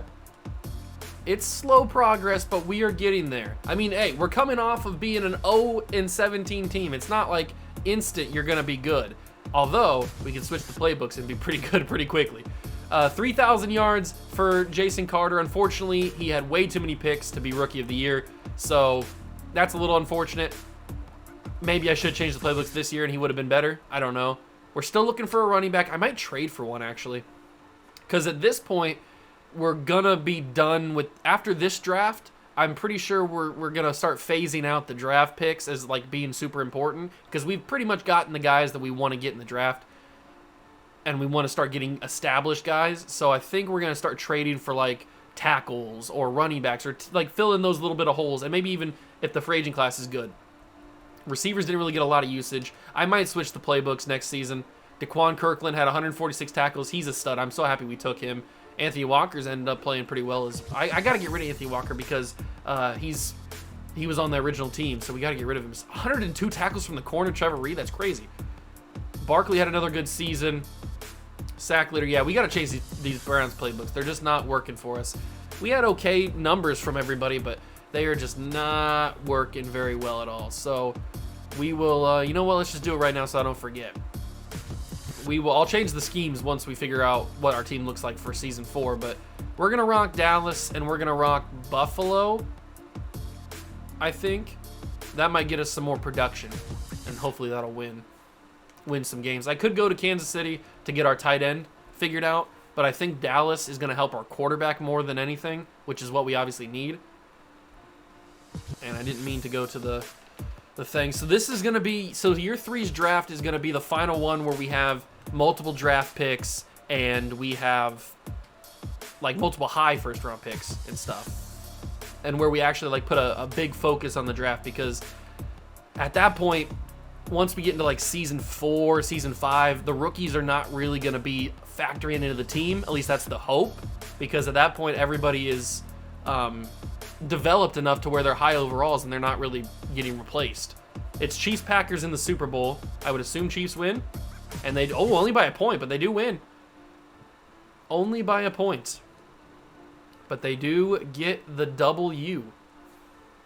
I'm assuming Mahomes won the MVP of the Super Bowl, and he did. Herbert wins MVP of the league, and yeah, we didn't win Offensive Rookie of the Year. Martin Anderson did from the Cardinals. I think he was a top 5 pick, but that's okay. Too many interceptions from Carter. Too many interceptions from Carter. That's all right, though. Because now he's in Dallas's playbook. He should, those receiving yard numbers should take a huge jump, and his touchdowns should take a huge jump, and hopefully his picks take a big fall off, and he throws less than 20, I would hope. I don't know who needs a new contract. We're going to have to figure that out. But we need to get a running back. We probably need, honestly, a third receiver. We need tackles. And we got to get rid of Anthony Walker at some point. We don't really have anybody that can take his spot, though. That's the only problem. Our corners are looking good. We're going to have Trevor Reed be the #1 corner. Bell is actually a superstar development player now, which is cool. We need defensive line. So we need defensive line. We need right and left tackle, a running back, probably another receiver, and maybe a linebacker to fill out Anthony Walker, to replace Anthony Walker. So there's a lot of holes still to be filled. Alontae Taylor, we're just going to let walk, or I guess we can trade him. All of these guys we're pretty much going to let walk. I'll see if we can get anything for Kyler Gordon or Alontae Taylor. Maybe somebody will give us a running back for him. That's not what I wanted to pick. Pick? I think Carter had start available, right? I didn't just like pass on a guy that had more than that. No, he has superstar. I completely just didn't even acknowledge the fact that he had superstar development. So Carter, I am a drafting god. It has to be said. I am a drafting god. Let's throw out Alontae Taylor and Kyler Gordon and just see if we can get a running back for him. Because a running back in the Dallas offense is gonna go crazy. It's just a matter of who can we get? Who can we turn into a good player? Pacheco. You know what? Let's try to get Pacheco. And that is declined. I don't know how it's declined, but it's declined. All right. I'll throw a draft pick, I guess. I'll give you a 6th rounder. We have a couple of those. The trade offer is accepted. I don't know how that wasn't just accepted straight up, but we bring in Isaac Pacheco. That's going to be our running back, paired alongside Carter. Is there any way that we can grab ourselves a tackle? Obviously, I don't know who's going to be in the free agent classes. Maybe I should wait. But is there any way we can grab ourselves a tackle? Rashawn Slater, Jedrick Wills. I'm not really liking anything that's available, to be honest with you. Trevor Penning? Maybe Trevor Penning. I mean, we've got the cap room, so we can really go for anybody that we want. Within reason, I guess, because we're going to have to make the trade for him, obviously. But there's not really a left tackle that is, like, decently young and still a good overall, except for, like, Christian Darrisaw, but he's not going to be able to get. He's going to be too hard to trade for. I guess maybe Rashawn Slater? But maybe that's not the right idea. Let me just throw Rashawn Slater into the trade finder, see if we even get any offers. No trade packages for Rashawn Slater. All right. Pacheco automatically becomes like our 2nd highest rated player. What if I throw a next year 2 at the Chargers? Okay, so that's a good feeler. I didn't think it was going to be easy. I could go for a guy like Jedrick Wills. He's probably not that difficult to trade for. But I also am intrigued by like Trevor Penning. We can trade him straight up for our left guard. I don't want to do that. We can give up a 3rd and a 5th. That sounds pretty reasonable. I can do that. A 3rd and a 5th this year is not that bad. All right, we get ourselves a left tackle. Okay. So Trevor Penning's our new left tackle. What about right tackle? Who do we have here? Penei Sewell's going to be too difficult to get. He'd be awesome. Who else? DeJuan Jones just isn't going to cut it, unfortunately. I do like DeJuan Jones, but he's just not going to be able to cut it. What about Darnell Wright? We'd have to give up our superstar. Okay, they're asking for 1st-round picks for Darnell Wright. I mean, I know he's a good right tackle, but I think you're a little off your sauce if you're asking for that much. 2nd-round picks. I'll give you 2 2nd-round picks for Darnell Wright. See, that's what I said. They're asking for 1st-round picks. You're out of your mind. There we go. We were able to get Darnell for 2 seconds and a couple 7s. So we've got our running back and we've got our tackles. Beautiful. The offense is looking better already. And then we're gonna be in Dallas's offense. Oh, we're gonna be golden. We're gonna be golden, Pony Boy. We've got Pacheco. We've got the offense line's figured out now. Offense line's figured out. We might need another receiver. And then we have to focus on the defense. Okay. So let's try to... I don't think I need to... Because I was only trading those guys because we needed to re-sign them and I wasn't going to. So let's move to free agency. If there's nobody really good in free agency, then I'll try to trade Anthony Walker for maybe a pass rusher. And we'll go from there. We have the #1 overall pick again because we won 2 games. So let's go to free agency. I hope that there's some people here that are good. There's not really a whole lot. Juwan Bentley, not really worth it at this point. Man, there's not a whole lot. Not a whole lot, is there? Is there a third receiver we could grab? Tyler Lockett, KJ Hamler, Rashid Shaheed, Romeo Doubs. I feel like I always go for Romeo Doubs. He never really develops in anything. So I'm going to stay away from him. But I can sign a guy like Rashid Shaheed. That wouldn't be that bad. Him be the third guy, that could be pretty interesting. KJ Hamler also. I might as well just offer both of them. They're both pretty solid young players. Or somewhat young players. So if we can grab both of them, that'd be cool. And then defensive line. Is there anybody here? Zach Harrison's only 25, and he's a Buckeye. That helps out a little bit. It always helps if you're a Buckeye. With me, at least. So we'll offer Zach Harrison a contract. Maybe he can come in and do something for us in the Buffalo defense. And then Peyton Turner's just a little bit too old. Jacob Phillips. He does have star development, so that helps. And we need somebody to replace... We do need somebody to replace Anthony Walker. So maybe if we can grab Jacob Phillips. We do have to battle with another couple teams. And we're winning. Okay, so those are going to be my additions, hopefully, for this year. Everybody signed, and everybody signed with us. Okay, so we get 2 receivers to pair alongside the 2 guys that we drafted. We get a new linebacker to probably take over for Anthony Walker. And then we get a defensive lineman in Zach Harrison. I like it. I like it a lot. Graham is going to actually be the number 2 still. But I like the receiver room now. And then on defense, Phillips starts there. And then Booth will start at right outside linebacker once we trade Walker. Zach Harrison will start at left end. And we need another defensive lineman. But for the most part, we're looking pretty solid. For the most part, we are looking pretty solid. I guess I could do the trade for Anthony Walker. I don't know who we're going to get in return, though. I wish I had Myles Garrett. Let's see. Zach Allen, Kalijah Cansey. Is Kalijah Cansey going to develop? He might. I've never really seen it. Can I get Micah Parsons? Is it possible? Is it physically possible to grab Micah Parsons? What position is Anthony Walker playing? I turned him into a right outside linebacker. Okay. What about just this? Okay. I didn't think that was going to go through, but you gotta test the waters. I'll give you 2 first-round picks. Okay. I can give you a 3rd first-round pick. And then I don't know what else I can give because I don't have a whole lot else. I can give a 3rd in both of the next years. That still doesn't get it done. Micah Parsons is a little bit unattainable for what we have, which is understandable. He's Micah Parsons. Let's see. What else can we go for, though? What else can we go for?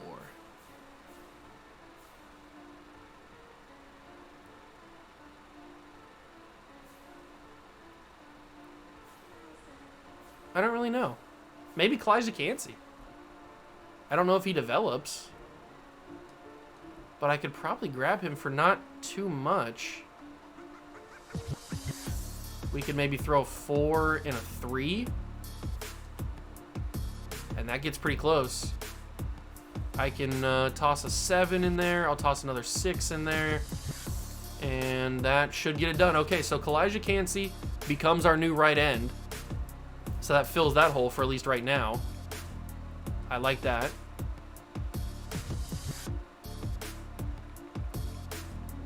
I like that. And then we will probably just go to the draft at this point. We filled a lot of holes. We filled a lot of holes with a lot of players. I like. We still do have to get rid of Maurice Hurst because he is part of the original team, but he's the last, I'm pretty sure, of the original team that we still have. Oh, no, we still have Jerome Ford. Okay, I got to cut him. We still have Jerome Ford and a couple offensive linemen. I think Luke Whippler and Harrison Bryant. I guess those guys don't necessarily matter too much, but maybe when their contracts run out, we'll just not re-sign them. That's how I've gotten rid of everybody else. I do like the improvements we've made this year in this offseason so far. Signing those people in free agency is definitely going to help us out, give us a little bit more depth on the team, and then getting the new linebackers, getting the new defensive linemen. Kalijah Kancey, I hope, in the Buffalo defense will break out and have a really good season. But with those new additions, I don't even know where to go in the draft because we have the number 1 overall pick. So I have no idea where to go in the draft. We have the number 1 and the number 6, I'm pretty sure. I guess it wouldn't hurt to get another linebacker, because right now our linebacker that we have is like a 60-something, I think. Melvin Fitzgerald has A power moves. I do like that. Then we've got Bobby Hamilton on the defensive line, who looks not great, but looks okay. I think I used my my national scouting on safeties. There's not really like an amazing safety that I have to have. This guy's the top strong safety. It's not a strong... They said it was a strong class for safeties, but it doesn't look like he's that good. DeAndre Turk is the highest rated free safety.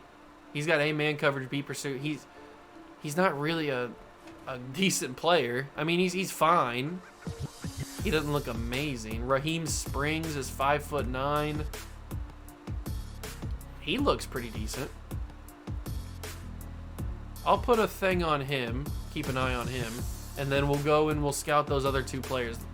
We'll scout Melvin Fitzgerald and we'll scout Bobby Hamilton, just because I want to know how good those guys are truly, so we can make our decision. They have us taking Melvin Fitzgerald number 1 overall. I don't have a problem with that, as long as he is like a top 5 talent. If he's not a top 5 talent, then I'd probably avoid him, and maybe we trade out of it. I don't know. I haven't fully decided yet. We got to see how good he is. What is his true talent? What is his true talent? Let's find out. Please be top 5. He's round 1 to 2. I can't take that. I can't take a round 1 to 2 guy with the number 1 overall pick. I can't do it. The other guy was what? He was around 2 to 3, so he's a bust. Oh, this draft class is kind of buns. At least for those kind of players. It's kind of buns. We might have to trade out of the first overall pick, because I do not like any of the top half. I'm not taking a true round 1 to 2 talent with the number 1 overall pick. That's such a reach, such a bad idea. Not doing that. And who knows, we might be able to grab something pretty decent for the number 1 overall pick. So we've got it. What are the teams calling me for? What do you got? You got 3 first-round picks from the Saints. I like that. We could trade down to pick 4. But again, I don't like it really anything that's in the top half of the draft. So I'm intrigued by the Saints. Pick 15 is not horrible.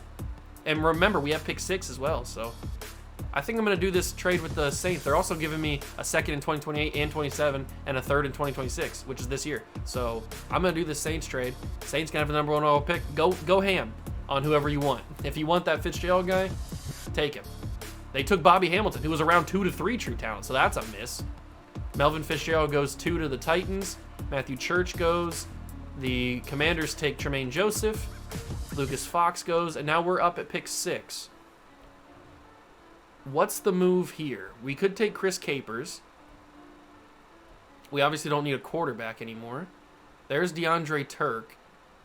Do we just grab DeAndre Turk with pick 6, though? Is that really the best idea? Or do we go for another corner? How good was he?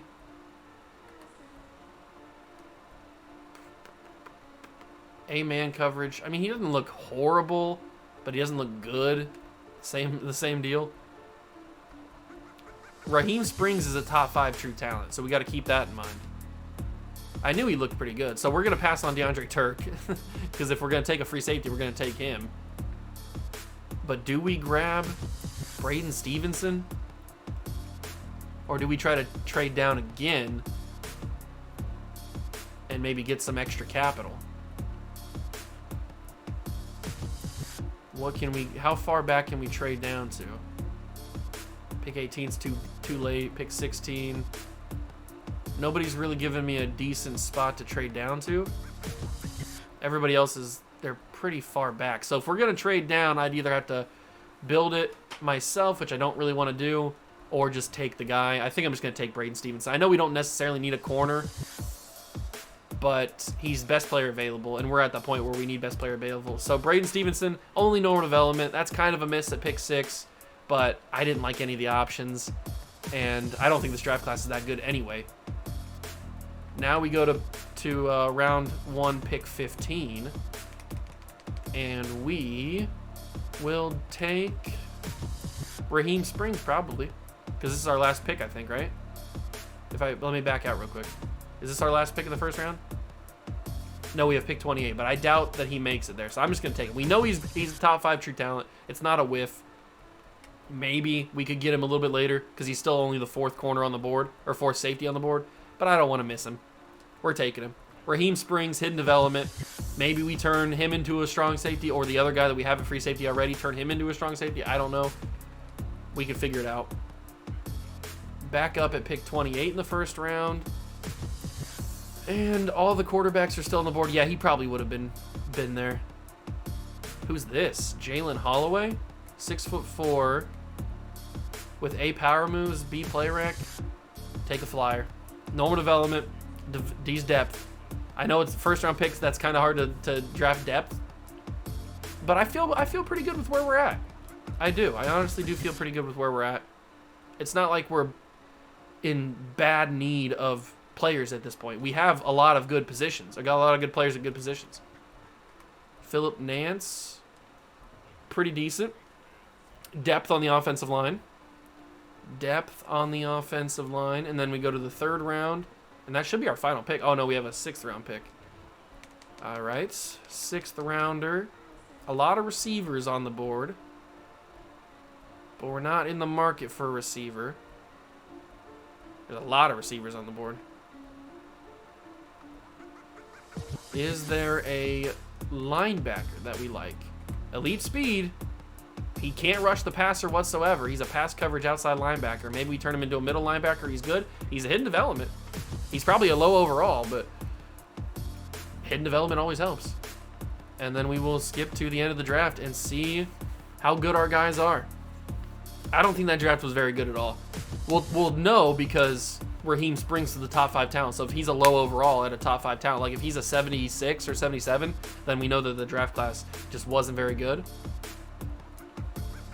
But I do think that year number 4 is going to be a year where we're actually picking pretty well. So Raheem Springs is 76. Yeah, the draft class just wasn't that good. Stevenson's a 75. Holloway's a 75. So he's actually the same overall as Zach Harrison, but he doesn't have a development trait. Neither does Harrison, though. Nance 72, Sanders is 73, and then they took a tight end. All right. How bad was this class, though? Tracy Selby, corner, was a 78 overall. Yeah, this was not a good draft class. Not a good draft class at all. But we were able to grab another first-round pick for the next 2 seasons, so maybe we can use that for capital in another trade to get even better. Because remember, we're using Dallas playbooks now and Buffalo playbooks. So I'm expecting us to take a massive jump. Let's do this. Team's looking good. Offensive line's looking a lot better now. And then on the defense, we could maybe move DJ Pickett to strong safety. Does he have the ability to do that? He's got decent zone coverage. His pursuit is okay. His hit power is pretty good. You know what? He probably isn't a bad strong safety. Let's test it out. He's a 78 right now at free safety. But if we move him over, what does he become? He will become a 78. Perfect. So that allows Springs to start at strong safety or at free safety, and allows him to start over at strong. Holloway will start over Zach Harrison. I'm fine with that. And yeah, we're looking pretty good now. We've got 4 amazing corners that I trust. Our linebacking core is getting better, and Sanders now will be the backup to Phillips. I don't have a problem with that. Yeah, this team's looking good. This team's looking good. We're obviously not undefeated material just yet, but maybe in season 5. Maybe in season 5. I'm going to simulate season 4. We'll see how much we can improve. I mean, we've gone from 0 wins to 1 win to 2 wins. So logic would say we're going to go to 3 wins, but I'm hopefully with the change of the playbooks and the team just generally better than last year, I'd venture to say maybe a 6-7 win team, maybe an 8-win team, sneak in the playoffs. I don't know. We'll find out. Somehow, some way, we have made the playoffs. I cannot honestly believe it. The combination of the Dallas Cowboy Buffalo playbooks plus just our guys, our rookies and young guys getting better has finally gotten us to a point where we have made the playoffs. I'm not sure how we did, to be honest. We're 9-8. I don't know how we snuck in. 3 teams in the division made the postseason. Absolutely crazy. I'm honestly not too sure how we did it, but it's working out because we're getting good morale for most of the guys. Some still have a little bit of bad morale, but we're looking at this man right here, Jason Carter. We knew he was going to be good, and I mean, look at that throw power. He's got an absolute cannon. Absolute cannon. And I'm hoping that he had a really good second season, because if he had a good second season, then we will be just coasting. I'd say maybe 2 more seasons after this. If we have this full off season, then we simulate next year. I'm hoping we can progress even further. And then the season after that should be our 17-0 season. But we'll find out. We'll see if it works that way or not. Let's take a look at the stats, though. So Jason Carter still throwing a lot of picks. 31, he improved his touchdowns a lot, but 18 picks, 3,900 yards. That's not a great season, but it's much improved from what he had last year. Isaiah Pacheco, 1,200 yards, 14 touchdowns. I think we found ourselves our running back, which is nice. And he wasn't that expensive either. KJ Hamler led the team with 1,000 yards, 10 touchdowns. Josh Mann got a lot of usage. Like to see that. Delonte Gallimore didn't get a lot of yards, but had a nice amount of touchdowns. So did Leslie Graham.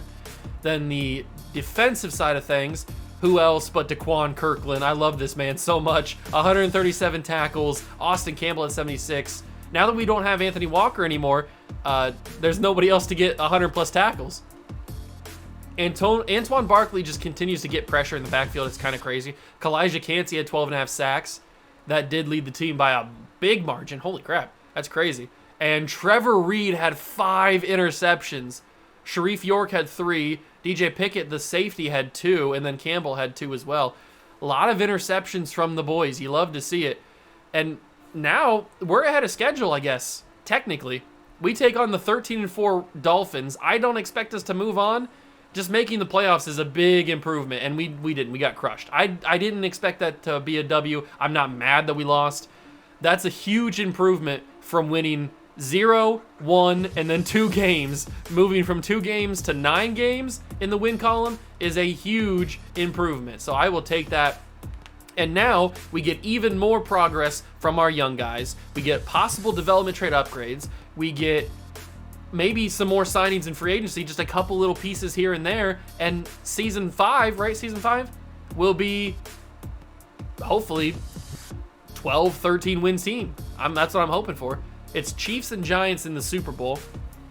I have no idea how this is going to go. Probably Chiefs, if I had to take a guess. And no, it's Giants, 17-10. A little bit of a low-scoring Super Bowl, but the Giants get it done for their 5th championship? 4th? Did they win 2 in the 80s? It's their 5th, okay. Jalen Hurts wins the MVP of the league. Saquon's Super Bowl MVP. We don't win any awards, okay. I didn't think we were going to. We didn't have that great of a season with anybody, but no awards. So we move into the offseason with a decent amount of cap room and the possibility of some big free agents. But we have to be careful because we're starting to get in that realm where, Delonte, what's his last name? I forget. The wide receiver that we took in the first round of our first ever draft.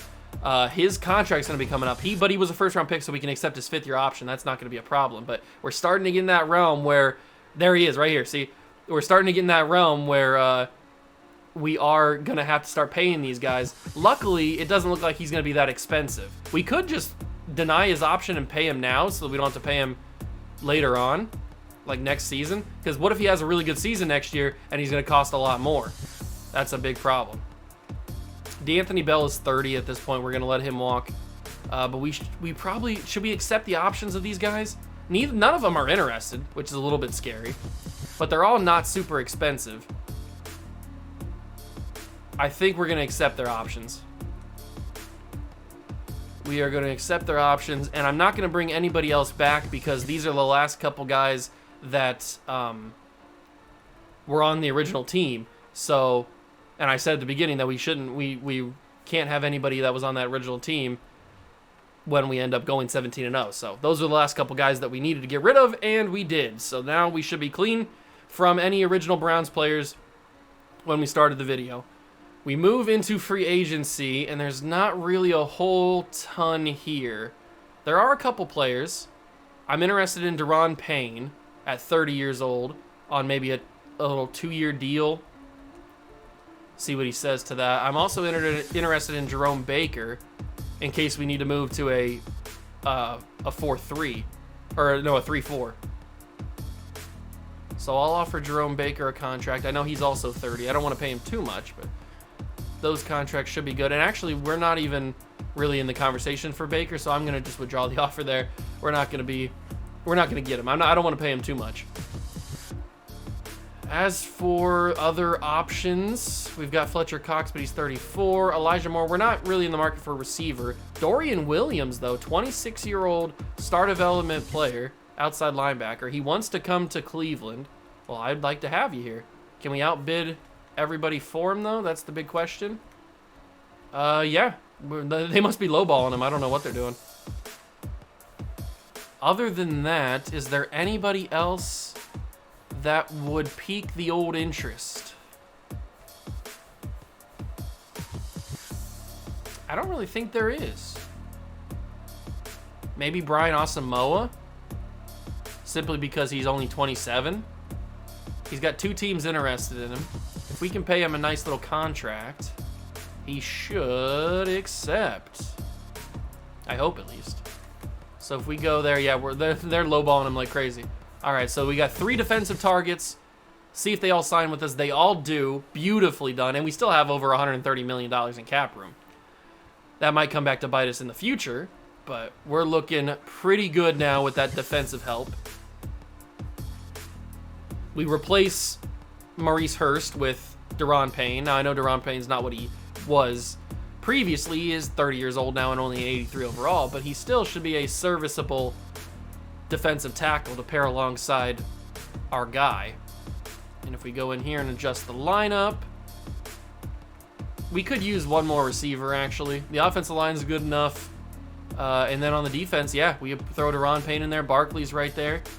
We could switch to a 3-4, but I kind of like what we got now. Reed actually goes up to superstar because he had such a great season. Springs, I'm assuming, just straight up had superstar development, so that's another drafting god pick. Mann is now a superstar, and we're looking pretty good. We are looking real tasty. If we won 9 games this past season, I shudder to think what we're going to win next season. I'm predicting around 12 to 13. I'd like to see that much of an improvement. I think we've deserved it. I think we've grown and we've developed into a team that can win 12, 13, maybe even 14 games in a season. This is a far cry from the team that we started with that was 0-17. We are much better. I want to quickly check. Do we have multiple first-round picks this year? We have the 3rd pick in the draft. I don't know who we traded with. I don't remember.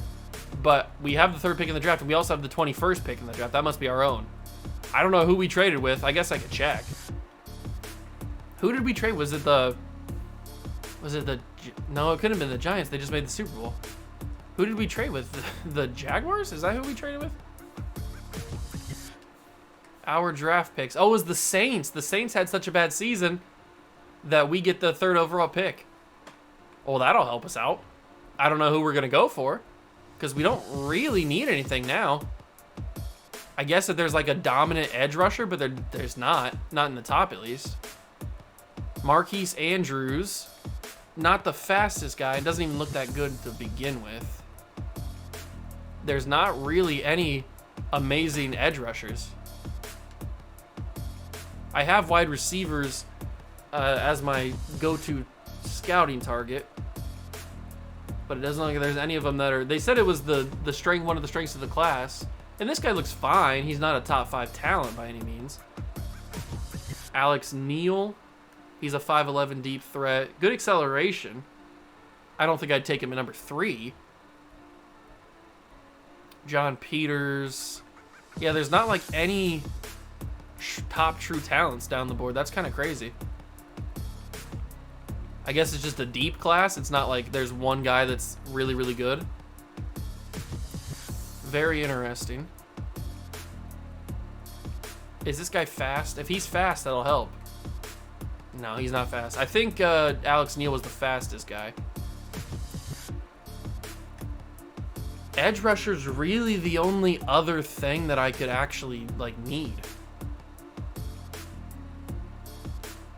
And I don't know if there's one. I mean, look at everybody's got like D finesse moves and everything. Like, what's going on here? Devon McKinley. He's a decent athlete.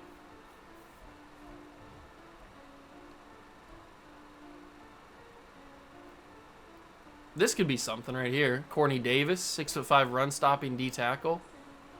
He could have something. Cameron Bozeman. I think we looked at him earlier, didn't we? I mean, we have him 85% scouted. He's not very fast, even though he's a power rusher. Usually there's like 1 or 2 linebackers in a class that are pretty good. Maybe it's this guy, Tremont Porter. He's got elite speed. He's got a lot of A's to C's. I kind of wanted to scout him just to know if those are true A's or if they're B's or whatever they are. We'll scout these 2 run-stopping guys. We don't really need a corner. We're pretty good on corner. I have full confidence in all the corners we have. And I'll scout this Edward Allen guy. Maybe. Maybe not. I'll scout him. We'll scout the Edward Allen guy, just so we know the top 3 receivers in the class. Because I could be tempted to take a receiver. I could be persuaded to take a wide receiver. I think this is going to be another class that just isn't that good. But we'll see. How good are those? I'm really curious about the linebackers that we scouted. He's around 1 to 2. So I think if anybody, I'm going to take Alex Neal. I think he's the best one. I don't know when we'll take him. Probably if he doesn't go before our second first-round pick, I could take him. But how good are those outside linebackers? So Tremont Porter, they are actually A's. Okay. I'm intrigued. Tickle me intrigued by Tremont Porter. He does have elite speed. He looks pretty good. I think we could get a steal with both of these guys. They both look pretty good. I think we'll take both of them. At least that's the goal, is to take both of them. Oh, I wanted to check that mock draft. Hold on. I want to check the mock draft one final time just to see. They have us taking a right tackle. We could trade down out of the pick. Where do they have Alex Neal going? 17. Okay. So we can't get him with number 21. But we could get him with a trade down from 3. Let's go into the draft and figure it out. Start drafting. Jets have the number 1 overall pick. They take Sean Dowling. Then Ian Cox goes to the Steelers, and we are up. We could trade with the Bears and just get the 17th pick right away. Or we could trade with Houston. I'm surprised more teams aren't offering me a bunch of first-round picks like they had been. Maybe everybody's just tired of trading with me. I don't know. But we're not getting the first-rounders that I would want. I don't really want to get the Chiefs picked. I think the best option is the Bears, because we get the first and a second this year. We trade down from 3, get a first and a second. And it's the pick that Alex Neal is projected to go anyway. I think I'm going to do that. We're going to trade with him. And at this point, we don't really need a bunch of draft picks. So we'll do that. Give the Bears the 3rd overall pick. I would have laughed if they would have took Alex Neal. That would have been hilarious. Okay, so this is the pick he was projected to go.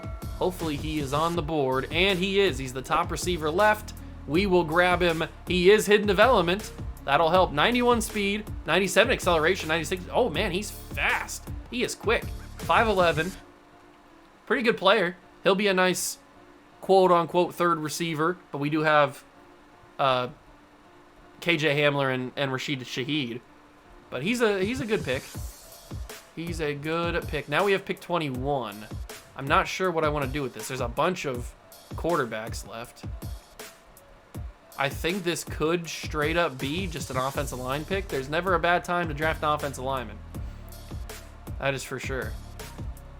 You can always use offensive line depth, and maybe you get lucky and one of the guys that you take that you think is going to be depth ends up being better than the guy that you had starting. That's also a possibility. I think I'm going to take this guy, Larry Wharton, 6'6" guard, hidden development, offensive line depth.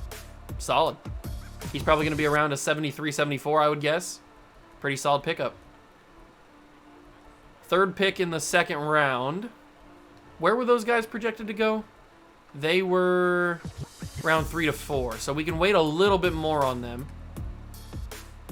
Corners. There's not really a corner that I want. I don't think. Maybe Marvin Blue. He's a 5'11" corner. He's got A to C man coverage, B zone, but he's a man-to-man, so I'm guessing his man coverage is probably a B as well. I'll take him. Only no development. Depth corner. He's a depth corner. That's pretty solid. Pick 17 in the second round. I think this is where we take the first of those two guys, those two right tackles. So we'll take Tremont Porter with this pick, and then hopefully the other guy is right there. He's hidden development. 87 speed, 89 acceleration. He looks like a stud. He looks like a stud. And then we'll take the other guy with our third round pick, and then we'll probably just simulate out of the rest of the draft. There's not really much else I need to do if we can grab him. Because then we have a 5th round pick, and this draft isn't good enough to have a 5th round guy. So there he is, Keenan Ingram, 6'3", also elite speed. We'll grab him. Also hidden development. They're almost like clones. I think he is a year younger, Keenan Ingram is. But they're basically like clones of the same player. And that, I'd say, is a pretty successful draft. We got ourselves a depth offensive lineman. We got the 2 outside linebackers that we wanted, that were steals of the draft. We got a corner for depth. And we got somebody else, right? Or did we not get somebody else? Draft recap. Who did we get? Oh, we got the receiver. That's right, Alex Neal, who ends up being a 77. Wharton is better than I thought. I predicted like 73, 74. He is a 76. And then Marvin Blue's a 73. He's just a depth corner. Porter and Ingram are both 75s. Yeah, they're basically like clones of each other. That's so crazy how close they are. Kamani Culver is a 66. They drafted another receiver who's a 71. But I think our guys are real good. We got a real good player in that one. There was a top running back who we could have got, but we don't really need a running back with Pacheco. All right, we got 2 of the top guys in the draft, 2 of the top 10, I guess. I think that's a pretty solid draft. We weren't really drafted. We're not in a position anymore where we need to draft guys on, like, if we don't draft any good players, then it's going to be a waste of a draft. No, we're not at that. We're past that point. We're at the point where we're drafting for, if we think he's good, take him. We're at that point now. We got the luxury of drafting, not the necessity of drafting. So let's adjust the lineup, put those guys in. And now Neal will come in and be the 4th receiver. I like that. I like Pacheco. I like Carter. And then we go on the defensive side of things. We had Porter and Ingram right there. We got a lot of linebacker depth now. I love that. We were struggling at linebacker for a while. We had Deron Payne. We have good corner depth. We have real good corner depth. Good safeties. We're going to be a real good team this year. We are going to be a real good team. I'm going to simulate to the end of this season, season 5, I think, and we will hopefully be at the top of the division, maybe even have won it. I don't know. I think we're a good enough team, plus another year in the Dallas and Buffalo playbooks. Anything's possible at this point. We finished the season up, and I told you, boys. I told you. We won the division, 12-5. I told you we'd be around that 12 to 13 to 14 win range. That's probably what I expected us to be around, with judging by the talent growing and all that kind of stuff. And that's exactly where we were. We were 12-5. We won the division. We made the playoffs only as a wild card team because we were 12-5. But we are that much closer to the elusive 17-0. I really do think that if we have one more solid offseason, including the free agency and the draft, I really do think next year we could somehow go 17-0. I hope, at least. I think it's possible. I think we've got that good of a team. If we have the luck on our side, if we're using the right playbooks, I think we really could go go 17-0. Carter, Gallimore's looking good. Pacheco's growing. Everybody's got plus morale. You love to see it. It's amazing. It's a wonderful sight. And then on the defensive side of things, bringing in these guys has really helped out. I have scouted defensive line because I think we can improve on Holloway. Maybe we trade for somebody, because if we're trying to go all in on an undefeated season, we might need to trade for like a 90-something overall defensive pass rusher. That could be a possibility. Let's take a look at the stats, see how everybody did. See why we won 12 games. And it looks like, ooh, Jason Carter, 4,200 yards, 29 touchdowns to 9 picks. He really cut down on his interceptions. That's a lot better. I'm very happy to see that. I love that number. I wish he would have thrown more touchdowns, but hey, 29 touchdowns is fine. 1,000 yards and 15 touchdowns for Pacheco. 2 1,000-yard receivers. Gallimore finally reclaims his spot as the #1 receiving target, other than Josh Mann. We're not even in Kansas City's playbook, and he's getting a ton of usage. Then Leslie Graham also had a really, really good year. Defensively, we had Kirkland again with 119 tackles. He is just Mr. Consistency, man. DJ Pickett had a good year. So did Dorian Williams. Sharif York really did good, except for tackles. He didn't really get any sacks or picks. Barkley again with the tackles for loss. Him and Payne are a really good combination. Sack leader was Barkley with 6.5, 6 for Holloway. I might switch out of the Buffalo playbook and go Dallas all the way. Maybe that's a good idea. I'm not 100% sure. We got to see if we can beat Baltimore, though. They went 10-7. In the wild card round, we beat them. 37-32 was a high-scoring game. And the Dolphins made the postseason as a 7-win team. That's unbelievable. How bad was the AFC East? If the Dolphins won the division, what? At 7-10? Oh my God, this division was garbage this year. And the Dolphins snuck in, won the division at 7-10, and then won a playoff game. That is crazy. Absolutely insane, Miami. Well, are we going to beat them? Or are we going to fall? We do beat them, 27-24. We take on the Kansas City Chiefs with a trip to the Super Bowl on the line. I don't know if we can beat them. I don't know. It's going to be pretty tricky. It's Eagles and Saints on the other side of things. I don't know how Miami beat the Chargers. The Chargers must be real bad. The Dolphins are only the 4 seed because they won the division. Yikes. They should be the 7 seed if we're being totally honest. But it's going to be a tough matchup. 1 versus 2. This is going to be pretty tricky. I think we can get it done, though. 12-5, 13-4. I don't know. It's the Chiefs, though. The Chiefs are always so tough in simulation. We got it. 29-28. We squeaked it out by a point. Oh, man. The boys are playing in the Super Bowl for the first time in the video, but that's not the goal of this video. If we win, awesome. I'd love to win a Super Bowl. But that's not the goal. The goal is to win, is to go 17-0. So we're playing the Saints. I mean, we'll jump in and see if we can win this game, but we still got to go again to go 17-0. So we'll find out. Let's jump in and try to win a championship.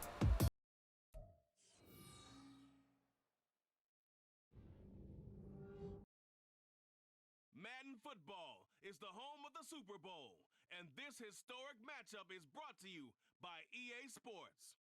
It's the Saints and the Browns coming up next. We are pleased as always to be bringing you coverage of the National Football League on EA Sports.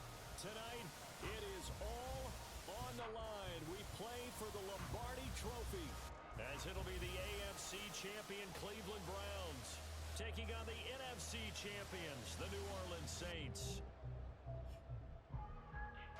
Hi again, everyone, with Charles Davis. I'm Brandon Gaudin, and Charles, we look at this Browns ball club.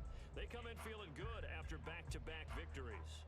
Meanwhile, for the visiting Saints, they too were winners last time out, so something's got to give here. I love it when both teams come in off of wins. All right, Super Bowl, Browns and Saints. Saints are on top 7-0. I don't know how we didn't score there. It's 10-7 now, okay. Getting a little worried. We're into the second half. We're not scoring. Nobody's scoring. There's a score. We are into the fourth quarter. It's 17-7. It's 4th and inches. We can't punt this ball away. We got to go for it. They were going to go for it anyway. I don't really even know what's happening.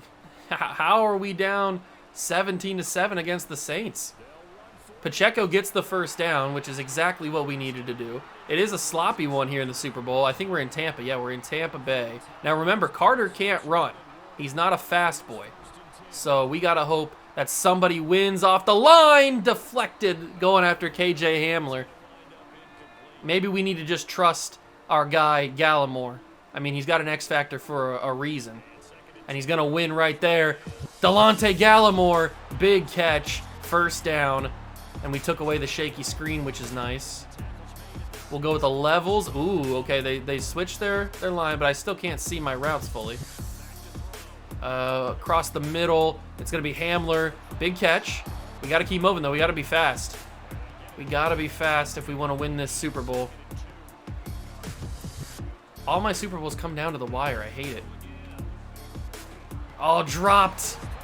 The tight end man, he dropped it. That was a good play. I thought that I could check it down and he'd be fine. I was wrong. I was wrong. Okay, KJ Hamler's running that route. To the sideline. It's going to be Gallimore and he gets out of bounds. I don't really want to use my timeouts until we're on defense, but it's getting real late. It is getting really late here in Tampa Bay for the Super Bowl. Do we trust Leslie Graham? We can't. I might have to step up. I don't like it. I didn't like it. I got to use the timeout. I didn't like the routes. I didn't trust anybody. That's stupid. I didn't want to do that, but I had to. I definitely did not trust anybody there, and I'm not throwing a pick. If we're going to lose, we're going to lose on defense, not on offense. Holding call maybe, or roughing the passer. The ball was out of bounds, inaccurate. It's a holding call. You cannot hold on 2nd and 6, Darnell. You cannot hold in that spot. That does give us a little bit more room. They're double stacking on Gallimore. Understandable. Oh, that's going to be money. Leslie Graham touchdown. There's 50 seconds. There is 50 seconds in the game. And we are right there. 2nd and 7, 3rd and 5, 4th and 6. Are they going to run the clock down? Yeah, clock is going. There's not enough time. There's not enough time. They don't have to snap it. Oh, they do have to snap it. There's one play. Go out of bounds. No, the time went out. We lose the Super Bowl to the Saints. Oh, that's brutal. We just didn't have enough time. The Saints, if we would have had that last timeout, if I wouldn't have scrambled and had to use that timeout, we probably would have had it there for that time, and we might have had one shot to the end zone or something on offense. That's a little tough. But the goal of this video technically isn't to win a Super Bowl. I'd love to in the 17-0 season to win a Super Bowl, but it's not to win a Super Bowl. It's to go 17-0. That is the main goal. If we win a Super Bowl, that's a icing on the cake. It's a plus. So it's not like we need to win one. I want to, but it's not the main idea of the video. Emmett Pippin, I remember scouting him. He wins the MVP of the Super Bowl. Mahomes wins MVP of the league, and we don't win any awards. Okay. We're not in it for individual awards. We are in it for a 17-0 season, and I really do think that if we go all in this offseason, free agency, the draft, and maybe some trades to boost up the team, I really do think that we could turn this team into a 17-0 team. We are going to negotiate with Lamontanu. I think that's how you pronounce his name. I still don't have any idea. We have a ton of money, so we don't have to worry about that. He comes back. We're going to definitely bring back Jason Carter. Oh, he's got his option. Okay, perfect. His option, Trevor Reed's option is accepted. Definitely want to bring back Daquan Kirkland for sure. Daquan Kirkland's been one of my best draft picks. And I know he doesn't want to come back, but he wants to be close to home, which is North Dakota. You went to college at North Carolina. What are you talking about? I think free agency will be better me in the long run. Well, we're going to have to franchise tag you because I can't have you gone. Only 17.9. That's not that bad. Darnell Wright, I want him back. He wants to be on a historic championship team, and the Browns are certainly not that. I apologize, but you are a high overall, so we need you on the team. And he's coming back. We have $108 million. We're going to bring back Kalijah Cansey. He certainly doesn't want to be here. He wants to be in a warm weather state. You went to Pittsburgh. What is with these guys? He went to Pittsburgh College. Why would he want to be in a warm... Pennsylvania's not a warm weather state all the time. We got him back, though. Leslie Graham, definitely want to get him back. He's not going to be as expensive, but he doesn't want to be here, so we are going to have to slightly overpay. If we throw him about this much, he should accept that, and he does. DJ Pickett, all of our guys are coming. Contracts are coming due. We really need to win a championship this season, or we need to go 17-0 this season, because we're going to get down to the wire with some of these guys' contracts.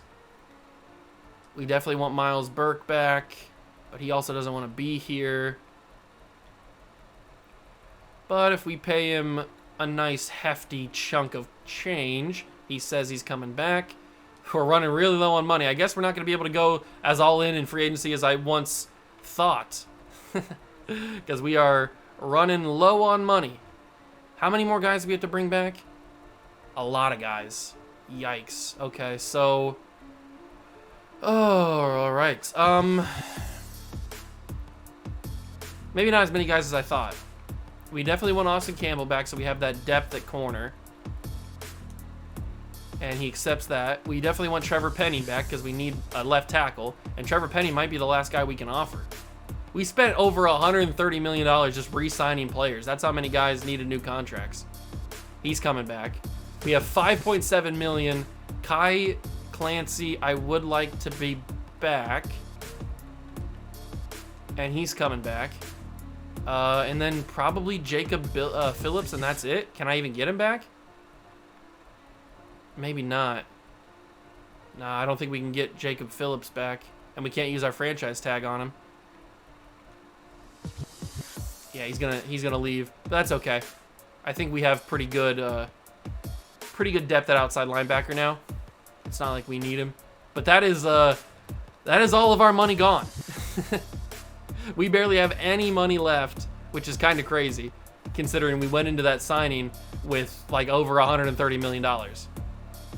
And of course, there's some really good pass rushers here that we could go in for, but we're not going to sign anybody. We can't sign anybody. We had to sign those guys in free agency. We had to bring everybody back. We couldn't just let everybody walk. That wasn't an option.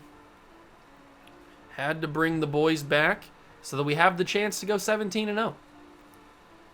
Gotta go 17-0 sometime. I really do think it's going to be next season. I've got a weird feeling this team's playing better. Everybody's going up in overall. They're developing. They're playing good. We've got I think the right combination of playbooks. Dallas and Buffalo's playbooks combined should help us out. Maybe I should switch the defensive playbook. I thought about Dallas. I mentioned that. But maybe we should go like not Buffalo, Baltimore.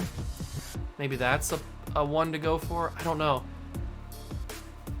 I feel like going Dallas is the best idea. Jamal Lucas ends up being a top 5 true talent free safety, which is very intriguing. But other than him, there's not really a ton that I like in this draft.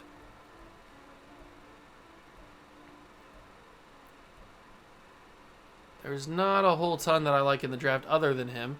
What's the mock draft look like? Number 5. Jamal Lucas is going to go 6. We have the 31st and 32nd pick. So we have 2 first-round picks, but they're both the back end of the draft. We're not going to be able to get that. I shouldn't say that. We probably would be able to get in position for this free safety if we wanted to. But I think we're missing a dominant left end. If we can bring in a dominant left end, I think this team will be a lot better. So who's that dominant left end? Maybe it's Greg Rousseau. Why does Greg Rousseau always develop? It's so weird. Like, I understand Greg Rousseau is like a fine player in real life, but he always develops in Madden, both last year and this year. It's really weird. There's Jermichael Clements. I thought about him in the draft. We talked about him, but we ended up not getting him.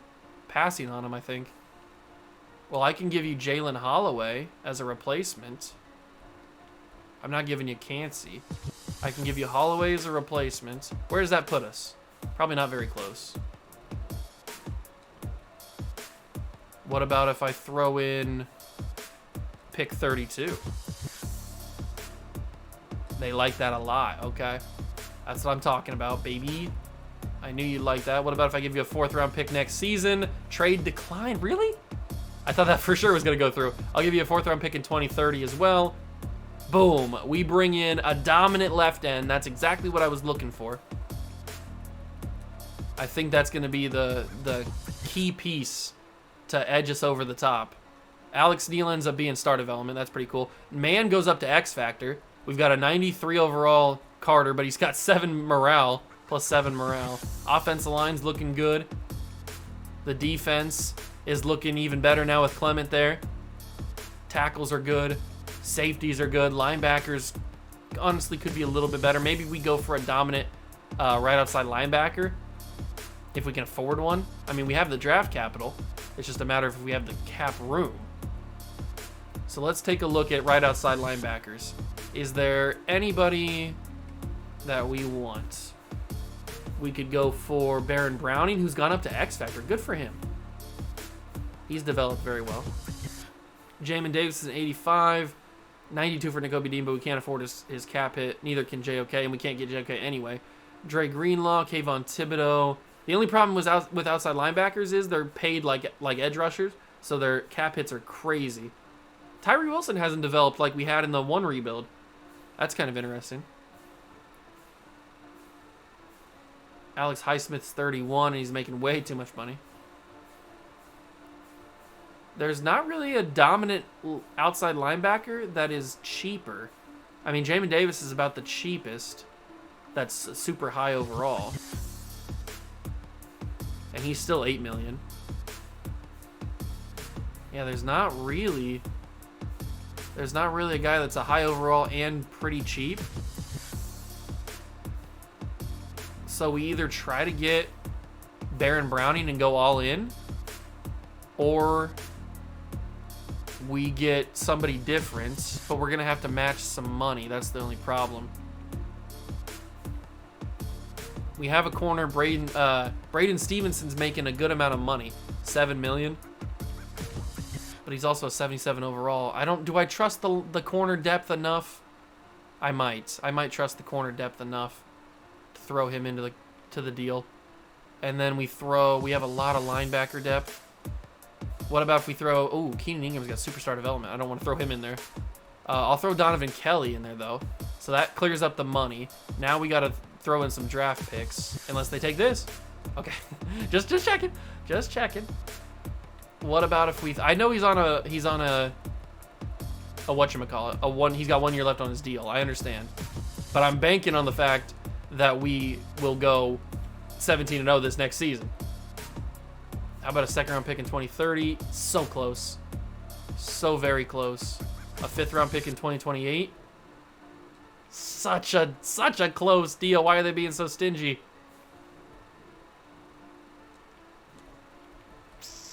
I'll give you a 5th in 2030. Come on. Give me Baron Browning. Trade offer accepted. Ooh, that's a huge one. That's a really big one. The defense just got even better with Baron Browning now. The defense just got even better. Adding Baron Browning there. They have him over on the left side. Doesn't matter which way he plays. Now that we have 3 really good linebackers. I like this team now. I'm telling you, man, I think that this is the year. I've got that sneaky suspicion. And I was able to keep one of my 1st round picks for this year's draft. So we might be able to add another corner to the team to replace Stevenson since we traded him. Let's go into the draft. Start drafting. We're just going to let the chips fall where they may. Skip to our pick and hope that somebody is good left on this board. Corners. We've got a guy that has B zone coverage and B man, and he's a man-to-man type.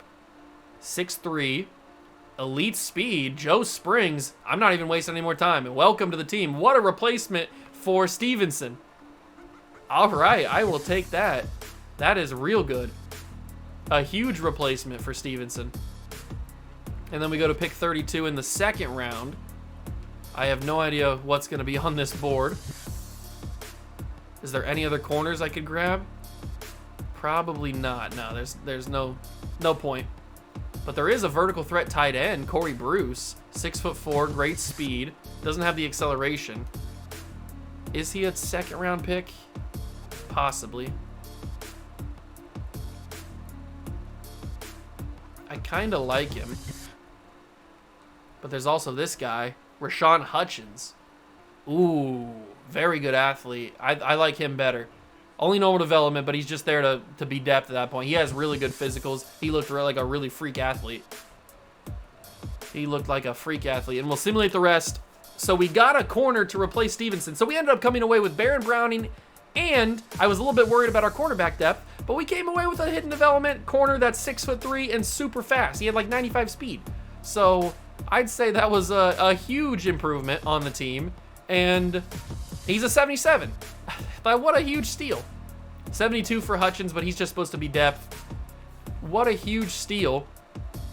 And Jamal Lucas, I knew he was going to be so good. I could have traded up for him, but that is what it is. We ended up getting the 4th highest rated player in the class. Or 3rd if you want to count the 2 guys that are tied at 78. I knew that free safety was going to be a freak. He looked so good, but I wouldn't have been able to get Baron Brown if I did that, because I would have had to trade both of my first round picks in this year's draft. So it works out for us.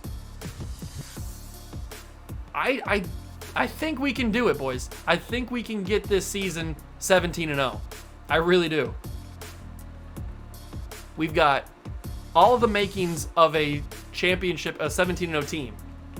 We will go in here, do that. I mean, look at the team, boys. We look really good. And then on defense, we add in Springs, who's already our 4th best corner. I mean, he might have even... Is he the same overall as Stevenson? I think he is. And Stevenson didn't even have a development trait. He never had a development trait. Campbell still hasn't gone up at all in this entire thing. That's kind of crazy. I like the team adding Baron Browning. The defense looks a lot better with that pass rusher in there. I'm feeling good, boys. I am feeling good. I really hope the next time we see each other, it is when I'm celebrating a 17-0 season. All right, guys, we're not done with the season just yet, done with the simulation, but I stopped it to check the progress, and we are 15-0.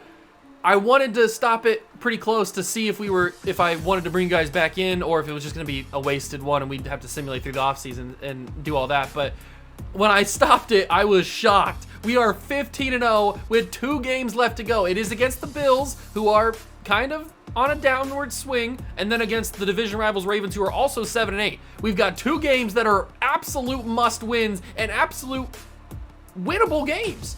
Both teams that are 7-8, well, the Ravens will be either 8-8 or 7-9 when we play them, but both teams that are not having that great of seasons, and we are 2 wins away from the perfect season, from 0-17 to 17-0. Can we do it? Oh my God.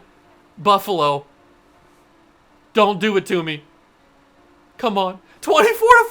We're 16-0. We are 16-0, and the Ravens are 7-9. This is it, ladies and gentlemen. It all comes down to this. If we beat the Baltimore Ravens in Week 18, we will officially have completed the challenge from taking a team from 0-17 to 17-0 in just, what, 6 seasons it took? Oh my God. I don't even want to press this button. I don't even want to press this button. Oh my God. Here we go. I mean, the Ravens splits are very good, but they're not having a good season. 3, 2, 1. Oh my God, I can't look. I can't look. I can't look. Somebody tell me, did we do it? Are we 17-0? We did it! 45-26! We are 17-0. I did it. This is the first time I've ever gone 17-0. Oh my God, we did it. We did it. Oh, baby. I honestly can't believe it. I might cry. I might tear up a little bit. I went 17-0. We defied the odds of simulation difficulty with Madden. They always screw me. They always find a way to screw me. But not this time. 17-0. We completed the challenge. If we win a Super Bowl, great. It's not a guarantee, or it's not like an obligation that we have to win a Super Bowl. All the challenge was to go 0-17 to 17-0. We've done that part. That is done. Let's take a look at these stats, though. How did we get to 17-0? 4,300 yards. Oh, Jason Carter was almost picture perfect in terms of consistency. 34 touchdowns to just 3 picks. He wasn't turning the ball over at all. Amazing season. 1,300 yards and 24 touchdowns for Pacheco. I'm so glad we traded for him. That might be actually, is that a record? No, it was like, didn't LaDainian Thompson get like 27 or something? I forget. But he has to be up in the books, though. That's a great season. KJ Hamler, what a sneaky surprise he was. 1,000 yards and 9 touchdowns. 1,000 yards and 12 touchdowns for Gallimore, our first ever draft pick in this rebuild. Leslie Graham, 800 yards and 5 touchdowns. Josh Mann, 700 yards, 4 touchdowns. Defensively, 123 tackles from Kirkland. Dorian Williams had 91. We had 19 tackles for loss from Barkley, 14 from Payne, 12 from Browning, 11 from Clement. And he led the team with 11 sacks. I'm so happy we traded for him. 9.5 sacks from Browning. What a stud. 7.5 for Payne, 7 for Barkley. 3 interceptions from Pickett, 2 from a couple guys. It doesn't matter. We did it. We did it.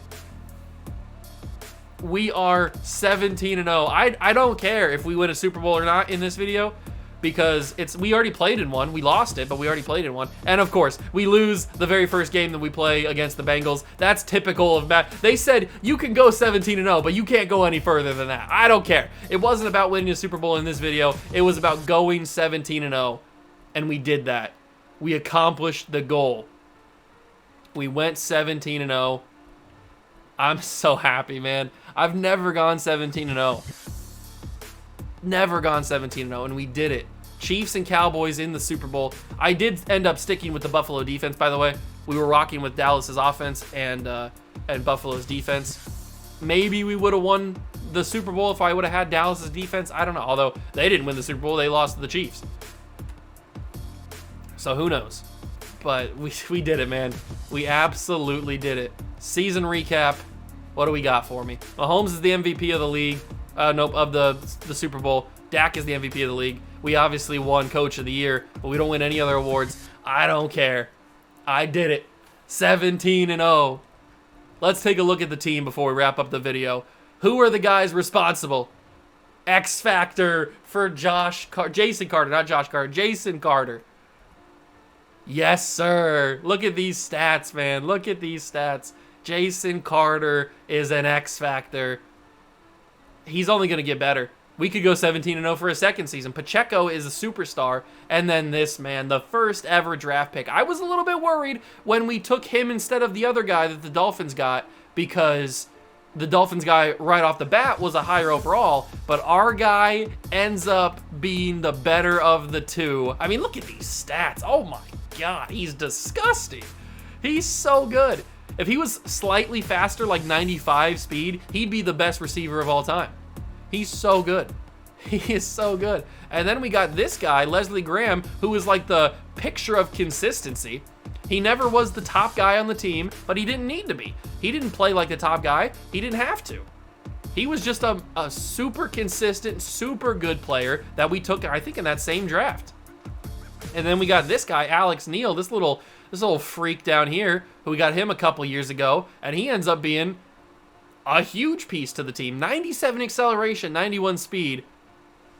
What a playmaker he is.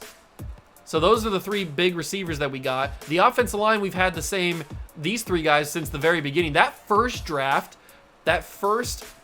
where we had all those picks was maybe the most crucial draft of the entire video, because that's where we got all these guys. That's where we got Gallimore and Graham. That's where we got all 3 of these offensive linemen.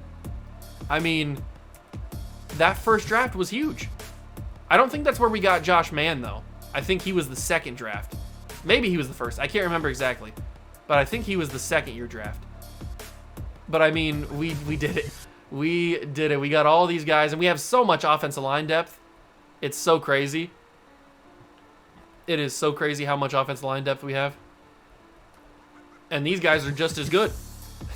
They're just waiting in the wings. If we were to go even further, we would just trade these guys and then move up the guys that we have underneath them. Like Aaron Golden, and we just got, or actually he's been around for a while. It feels like we just got him. It feels like we just got him a couple years ago. But he's been around since some of the beginnings. And then Josh Mann. Oh, he was in that first draft too. I thought that he was, but I couldn't remember for sure. And he ends up not turning out to be like super amazing. If we would have been in Kansas City's playbook, he would have been a 99 by now, but he's still unbelievably good. And then on the defense, we got Barkley, who was clutch. Antoine Barkley, he was in that first draft, man. So many of these players, I feel like everybody we've taken a look at so far, except for Carter, the quarterback, everybody that we've taken a look at so far was in that first draft. That first off-season draft. Everybody that we've taken a look at. It's actually insane. Now, maybe Trevor Reed, he was the next year, but he was unbelievable. He was that top 5 talent that we got in the late first round, or we get him in the second round. I can't remember. But he's a stud. He is so good. I'm surprised he's not X Factor by now. He is super good. And then we got Campbell. Campbell was in that first draft as well. He never really got high overalls because of morale boost and stuff.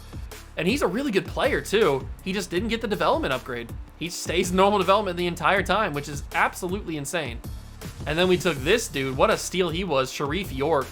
We got him in that same draft that we got Reed in, or whatever his name is, the top guy. I forget his name at this point. Reed, Trevor Reed. We got him in that same draft. And then we took not Jeffrey Springs, that's a pitcher. Joe Springs is a superstar development. I'm a drafting god. Look at all these players and how they've produced. I am a literal drafting god. It cannot be denied. And this man might be my favorite draft pick I've taken in a long time. Daquan Kirkland is so good. He didn't have a season. Even his rookie year, he had 100 plus tackles. He never had a season where he didn't have 100 plus tackles. He is unbelievably good. And then we didn't even get to talk about the 2 steals of the draft a couple years ago, Tremont Porter and Ingram. Porter's got star development. Ingram had superstar development. I mean, we didn't even have a chance to talk about those guys because they didn't get any play time because we were already so good. But these guys are just as good as everybody else. I mean, I'm spoiled on team. I've got so many good players. Even Marvin Blue, who we haven't really talked about too much, he's a solid depth corner. But last up, we've got the few guys on the safety spots. Justin Sanders never really became anything because he kind of just got pushed down the order, especially when we brought in Baron Browning. But then we got DJ Pickett and Springs. I mean, just so many superstar development players. It's an embarrassment of riches, basically, is what it is. Raheem Springs, he was also one of those guys that was projected to go later. That was a top 5 true talent. And he truly is a top 5 true talent. He is super good. I mean, I could not be happier. The only thing that would have made me happier is obviously if we would have won both of those Super Bowls, or at least the one against the Saints. And I guess this one, but we didn't make it out of the first round. That's usually how Madden works. But the one thing that would have made me super happy is if we would have drafted a running back. We had to end up getting Pacheco, but he ends up being amazing. But I would have loved to draft an actual running back that's super, super good. But I haven't done that recently, or maybe I've at all in these rebuilds drafted an unbelievable running back. But we did it. We went 17-0. I honestly can't believe it, actually. I'm still, like, in shock that we actually did it because I can't believe that Madden allowed me to do it. Oh, my God. It's crazy. But we did it. We completed the challenge. We took a team from 0-17, the literal worst you can be, to the literal best you could be at 17-0. I hope you guys enjoyed this video. I know it's going to be a very long video, but that's what happens when you try to take a team from 0-17 to 17-0. It takes a long time. So I hope you guys enjoyed it. If you did, leave a like, subscribe to the channel, join the Juice Club. Thank you so much for Mind Watch. I truly appreciate it. And if you have any other suggestions for possible challenges in the future, whether it's straight up challenges or teams you want to see me rebuild, or mods that you want to see me attempt, or teams in the mods that you want to see me rebuild there with the rosters and stuff, the 2015 mod and the 2012 mod, or the college mod, whatever. Let me know down below in the comments. I'd be happy to take them on. I'm on top of the world now. That's going to do it for me. I'll catch you guys in the next one. Peace.